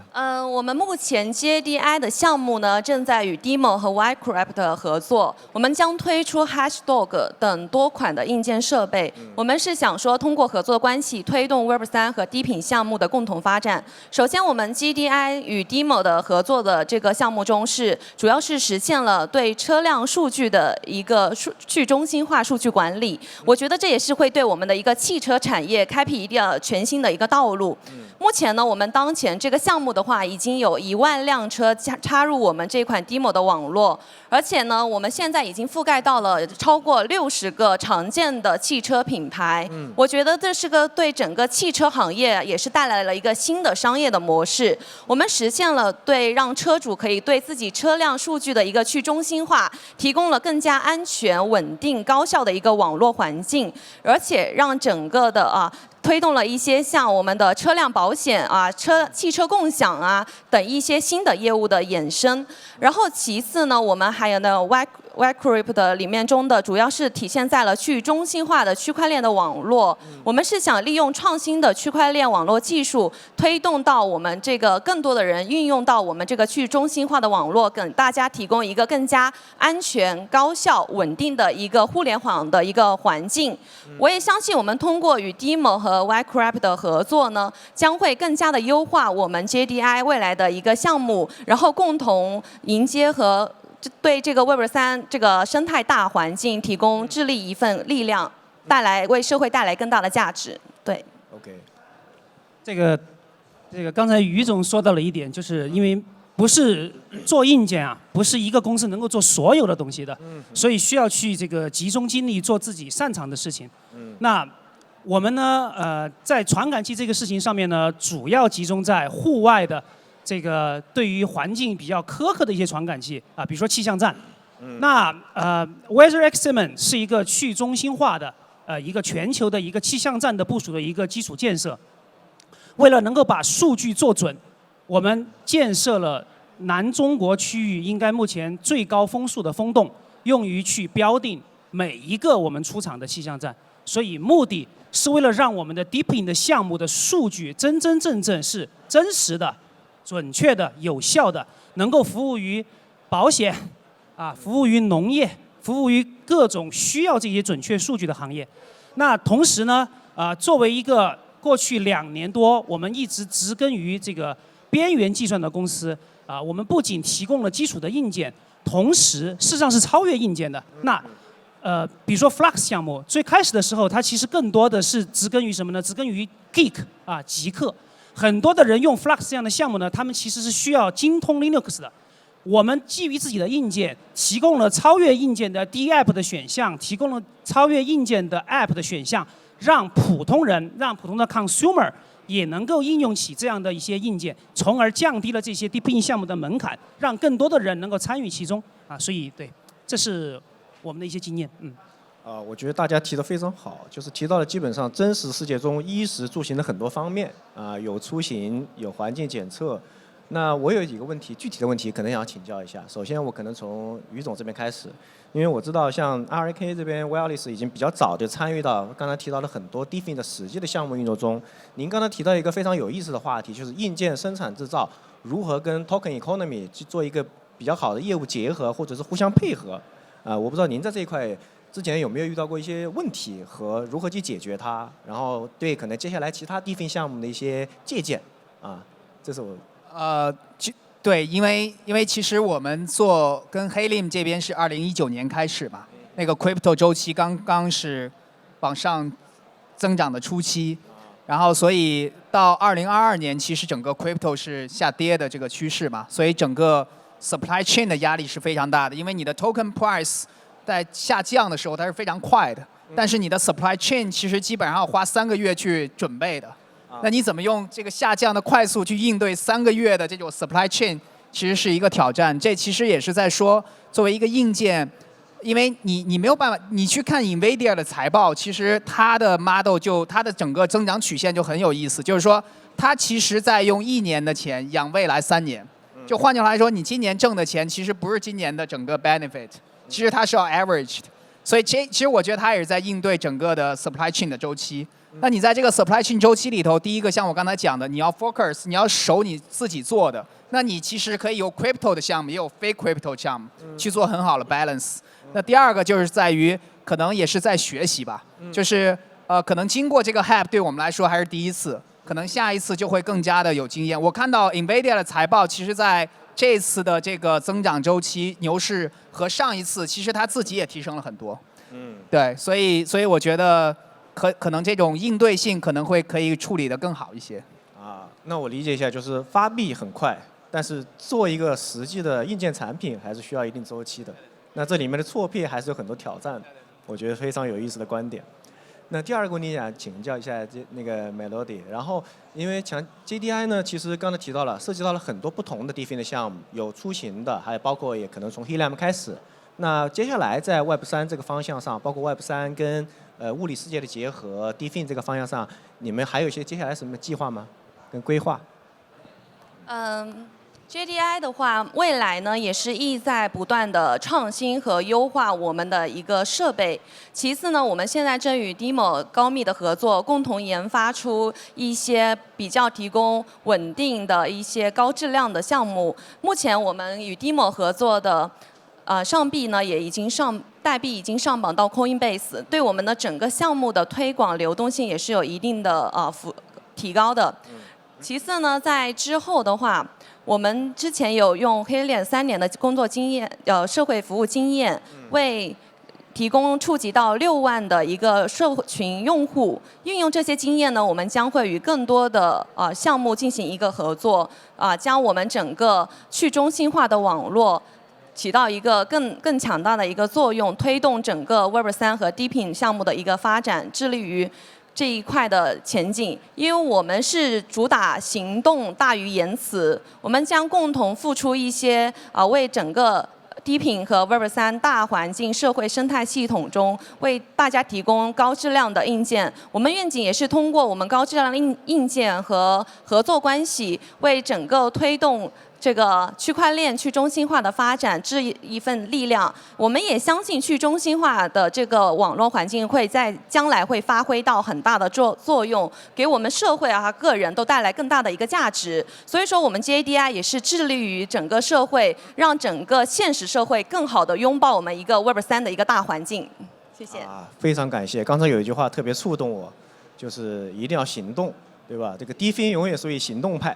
那我恰好有知道，像蒋总这边也在这个硬件研发设计上，不仅有过行动，有过实践，也有很多经验。我恰好知道您这边可能在硬件的方案设计上，可能有超过1000款的 SKU 的这个品类跟过往的设计经验。那在这个方向上，我想请问蒋总一个问题，就是在DeFi类的和非DeFi类的项目的硬件生产设计中，你觉得有哪些产品设计经验，甚至包括说业务流程，或者是一些生态构建是有差异，那或者是有些共同之处的，然后哪些是可以让比如说非DeFi类项目的经验能够成功的应用到DeFi类项目里面去的？请问一下蒋总。我觉得首先第一件事情是DePIN的叙事跟我们过去所接触的 2B 或者是 2C 类的硬件的最大的区别是受众不一样。举个例子，比如说像 Helium 的本质是什么 ？Helium 的本质是建设基站。过去基站的建设者是谁？是运营商，有专业的团队，对吧？我把这个铁塔建好，有专业的团队去运维。但是今天我们是去中心化的这种方式，所有去建设这个网络的人是谁呢？是普通大众。那这两者之间，一个专业化的人和一个普通大众就存在巨大的区别。所以从硬件的角度来讲，首先你的硬件不仅仅要完成的是性能指标啊。这个参数指标，更核心的是能够让普通的人能够用起来，这是第一步。所以说 ，plug and play 是非常非常基础的要求，这是第一件事情。那第二的一件事情呢，是你还需要利用社区的力量啊，特别是咱们这个 DePIN 社区里面有很多的热心的 frontier， 他们在前期其实很多都是 geek， 很多都是懂技术的人，他们能够带动社区去把这个 set up 的过程。maintain 的过程做好，要更多的授权于他们，依赖他们，通过这种道的方式去做这样的一个事情。这是我觉得受众第一个是不一样的。第二的一个呢，咱们谈 Web3 呢，不得不说到安全性啊。今天呢，咱们手上最安全的东西是什么呢？是 Web2 世界的银行卡 ，Web3 世界的冷钱包，对吧？非常安全。比如 ARM 这个有很多安全芯片都是基于 ARM 的 S 系列来做的，对吧？那但是在咱们 DePIN 里面谈到的安全，在我看来，我们不仅仅指的是硬件本身安全，这个 private key 安全，更大的是我们的硬件本身能够和项目方一起去支撑它的 POX。这个 X 可以是 POC， 可以是 PO location， 很多种。但是我们的硬件本身需要有一些专业的一些设计。和一些机制，能够更好的让这个 infrastructure 长治久安的运行下去，我觉得这是第二的一个。第三的一个 DePIN 项目和其他非 DePIN 项目非常大的一个区别在于，这个非 DePIN 项目基本上是 case by case， 项目 A、B、C、D 相互之间基本上是不会有关联性的 ，A 公司的事情、B 公司的事情、C 公司的事情就是各自的事情。但是 DePIN 项目与项目之间特别容易产生相互之间的链接与互动。举个例子，比如说这个 Weather Station 最开始这个项目方，他们最开始没有采用Helium的网络，他们是一个 P2P 的网络。我在家里面有一个网关 ，OK， 我的 Weather Station 在200米范围之内部署就结束了。这有2个问题出现，第一个问题是，这个它限制了这个气象站的部署。很多有价值的地方没办法部署，这是第一个问题。第二的一个问题，它规避不了的一个事情是，有可能有少部分的叫 bad actor， 他在 gaming， 他可能买了100个气象站放到自己的家里面，你没办法 proof of location， 因为你在室内是没有 GPS 的。那通过跟Helium网的链接，那我们第一可以通过远距离的低功耗的传输，能够实现很多有价值的位置的部署。第二的一个很关键的一个事情是，我可以通过Helium的网关本身。刚才肖总说，这个是一个非常稳定的授信的 POC 的基础建设。那我从哪个网关收到的包，我就能够间接证明这个 location 是正确的、真实的。所以这也能够帮助这个项目本身去更好的运作。我觉得还有第三的一个，就其实呢 ，Web3 呢还是属于比较这个怎么说呢，比较 frontier 的一个 segment。那这些人与人、这些项目与项目之间的受众呢，本身还是有一定的关联性和重叠性的。那把这些项目呢凑到一起呢，其实也能够相互之间帮助这些项目去成长。所以这是我觉得，这是另外一个不一样的地方吧。3个点。行，我作为一个 Web3 的小学生，我记住了4点，刚才蒋总说的。第一个就是对于用户而言，确实用户体验要好，因为硬件是个冷冰冰的盒子。那对于消费者，用户体验是不是好用、易用，甚至包括后续的自服务跟易维护。那第二个就是社区的力量。第3个你也提到了一个保底的安全，这玩意一定是要安全可靠的。但第4个我觉得非常有意思，您提到就是某种程度的重用。那一开始我觉得可能大家接触的项目特别多，已经开始找到这个 DePIN 这个项目的无论是经济模型还是硬件产品形态的共通之处跟可重用部分，非常有意思。那其实作为我们所有这个生态 enable 的一个共同的一个基石，我觉得安谋科技 ARM 这边基本上是我们所有人的共用的部分。ARM 提供的那个 IPI 以及下游的各种芯片行业，我相信都是我们所需要跟应用的。我有个问题想请教一下那个 ARM 的 Derek 钱总，就是现在因为刚刚提到很多 DeFi 的业务方向跟应用场景，那我们都知道像 GPT 是吧 ，ChatGPT， 然后 AIGC 这种方向特别火。那这些需求呢，都对算力有着巨量的这种新增需求。我看今天也有嘉宾前面也提到了说如何组建一个算力网络或者是分布式算力网络。我想请问的是，如果是您来做一个分布式算力的一个DeFi 的项目，从您的角度，您会怎么去做？那个谢谢。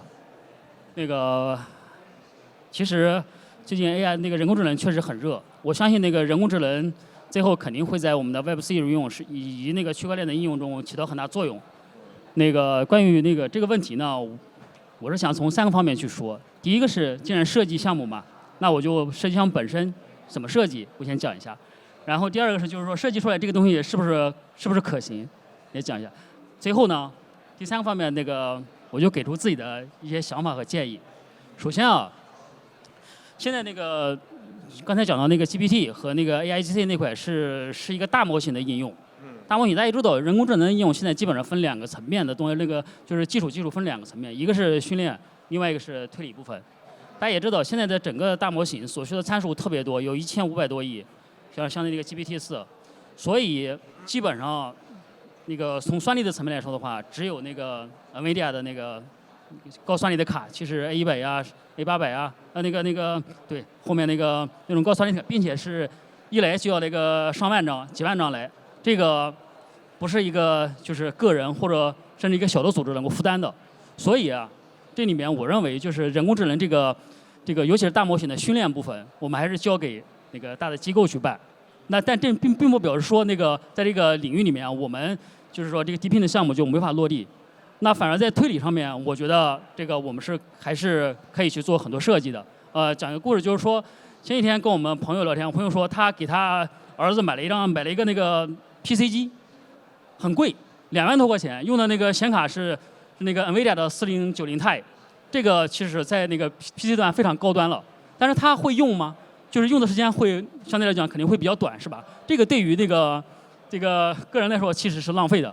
就是当时就是想，因为我们这个 DePIN 项目是一个完全去中心化的那个物理基础设施，我们首先就是说第一个想法是把这些就是终端或者用户的那些卡那些闲置的资源把它利用起来，是吧？这个就是有这样的那个资源在这，怎么利用？那就是可以参考 Helium 的项目嘛。Helium 是用那个其实 LoRa 的那个协议，是吧？那个这种设备其实是做一定程度的盘活了。那我们也可以让这些设备盘活起来，那个用一个新的协议，或者是那个我觉得现在应该是没有这种大算力或者是这种传统的协议。我觉得是不是可以因为设计嘛，是吧？我们可以那个设计一条协议，然后在这上面建一条那个供应的链出来，是吧？让这个所有的用户能够参与这个东西。正好现在那个5G 其实是普及了吧？在传输方面的话，这个有可能也会能起到促进作用。这就是说在可行性这个包括那个就是算力和算力的收集和那个传输时延方面都可能会一定程度的解决。另外还有就是其实刚才大家没有讲到这个问题，我觉得是，Web3 非常讲究这个个人用户的参与嘛，同时对于分配方面的话，不光是让平台或者是像 Web2.0一样让平台去收费，让用户参与的话，它是要有收益的。这样的话，我们在上面有一条公链的话，发行这个相应的代币的话，这样的话，对于参与的用户，他有意愿去把他的设备去接入到网上去。也就是说，总而言之，怎么设计呢？我觉得就是把这些闲置的设备，设计一条合理的公链，然后让大家有意愿去参与，是吧？这个机器打完游戏之后，我们就别关了，是吧？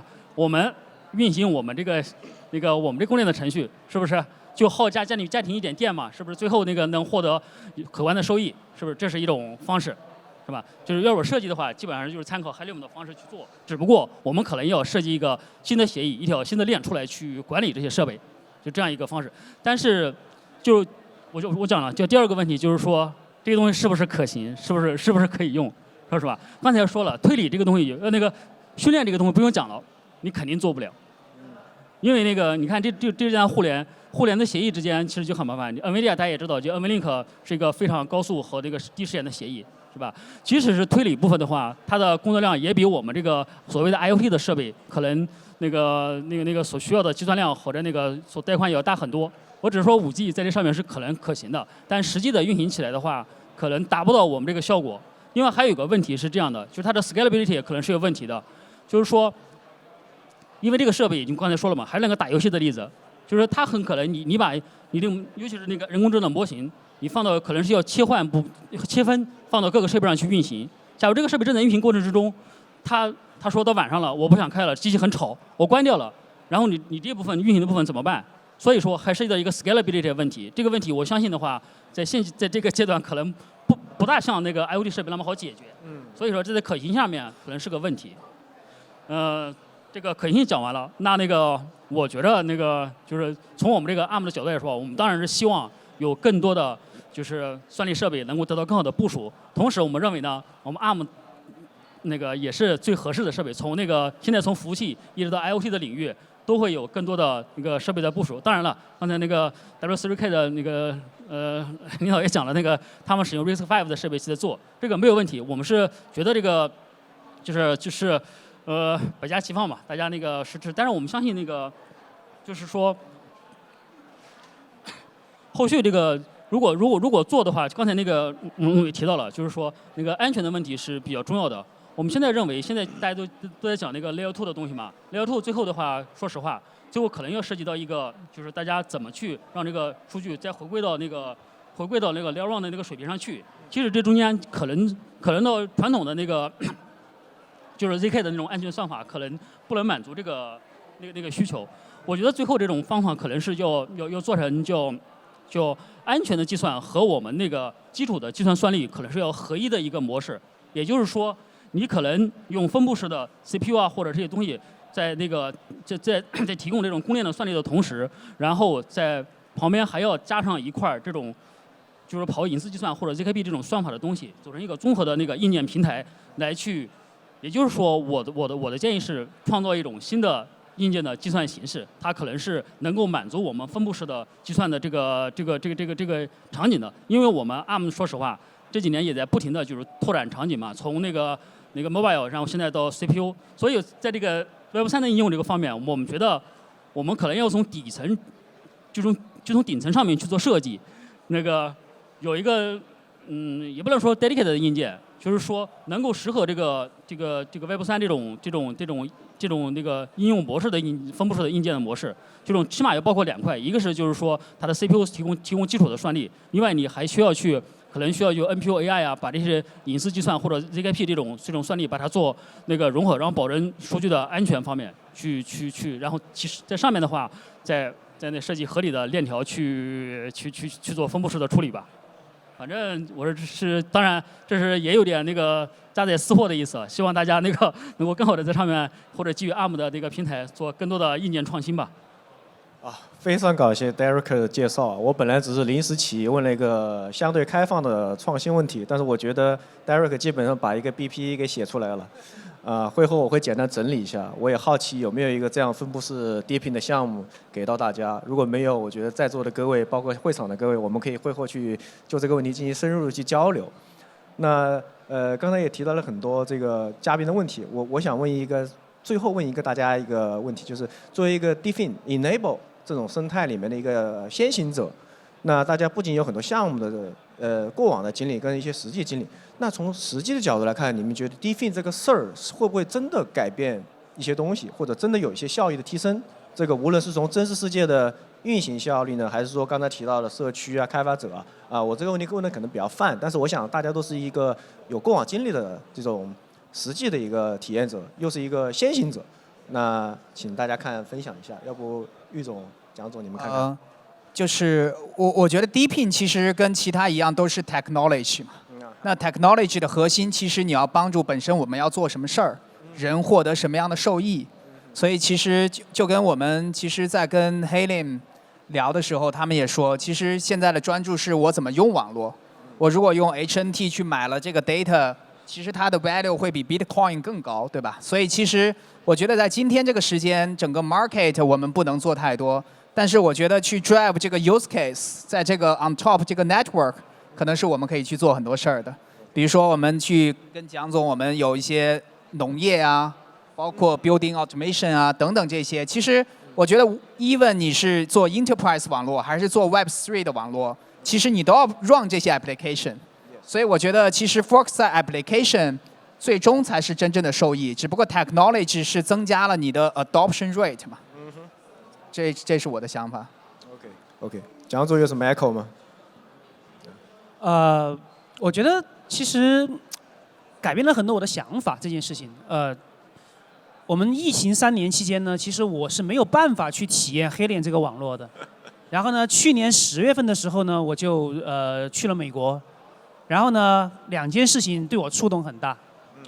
第一件事情呢，是我第一次上到了华尔街的那个楼上啊，从来没有去过那个纽约楼上的那种金融公司。这金融公司干什么的呢？卖保险的。它需要在偏远地区去部署一些传感器，然后呢，目的是什么呢？目的是为了能够在理赔的时候，通过传感器证明这个事情是自然界发生的，不是人为造成的。这样的公司说我们在野外没有那个部署，然后我就打开了黑链的 map， 喂，这里有 coverage。然后我递了一个东西给他，你去测一下，然后有 coverage， 这是第一个，所以这是真实世界上面当中，在覆盖不好的地方，黑链做了这样的一件事情。第二的一个例子呢，是我从下飞机开始就把传感器放到后备箱，租了个车放到后备箱，从东部开了4-5个州，西部开了4-5个州，一路上那个就整个地图都画得出来。所以真实的角度来讲，其实我认为现在目前在欧美地区呢。这个整个黑链的网络实际上已经实现了现实的规模的覆盖而且覆盖还不错。然后呢，4-5年以前，有一个全球可能前3大的这个叫做快递公司找到我们说，他们在帮那个美国那个考试机构雅思，就是那个考卷，不是以前是那个笔试题嘛？他们希望呢要保证这个笔试题从中国或者从其他国家做完了之后。运回美国或者英国去打分的时候的这个过程当中，要全程监控。过去这个事情是做不到的就是你这个整个的 tracker 是完全不能够说跨区域、跨所有的国家的。现在有了黑链的这个帮助，其实从美洲到欧洲，整个链路全部是通的所以说，我觉得这就是一种提高从另外一个角度来讲，我认为说现在目前低功耗广域网里面。可能黑链应该属于整个在全球范围之内打通的唯一的一个网络，对，这也是一个 promotion， 我觉得这也是一个创新和一个提升，对。OK。那感谢大家分享，因为我刚才听完2个具体的一些业务场景介绍之后，我发现 DeFi 这个事情其实并不是大家纯粹从 token incentive 这个角度去出发做一个事儿，它还是始于理想，最终有用。无论是刚才。那个玉总提到的说，Helium 这个资费可能确实比传统的那种 license 的运营商要便宜，还是蒋总介绍的说，它的传感器在哪都可以看到对应的基础设施。那今天的议题呢，我们可能相互的互动环节就到这里，但是在现场，在那个我们的展厅背后呢，其实都有我们相关参与那个公司的一些 booth。有些实物的产品，也欢迎大家会后呢可以跟我们去在 booth 上做一些实际的交流，来真正参与到 DePIN 这个 enabled builder 这个事情里面去。好，那我们今天的这个圆桌就到此结束啊！感谢这个4位嘉宾，然后感谢大家的时间。Thank you， 谢谢主持人。好，感谢各位。好，感谢各位嘉宾。那么随着我们本次圆桌的结束呢，我们今天上午场的精彩分享呢也就进入尾声了。最后再次感谢各位嘉宾的莅临，感谢各位观众的参与，感谢各位合作伙伴的鼎力支持。我们下午场在 ReFi 可再生金融论坛再见，谢谢大家，下午再见。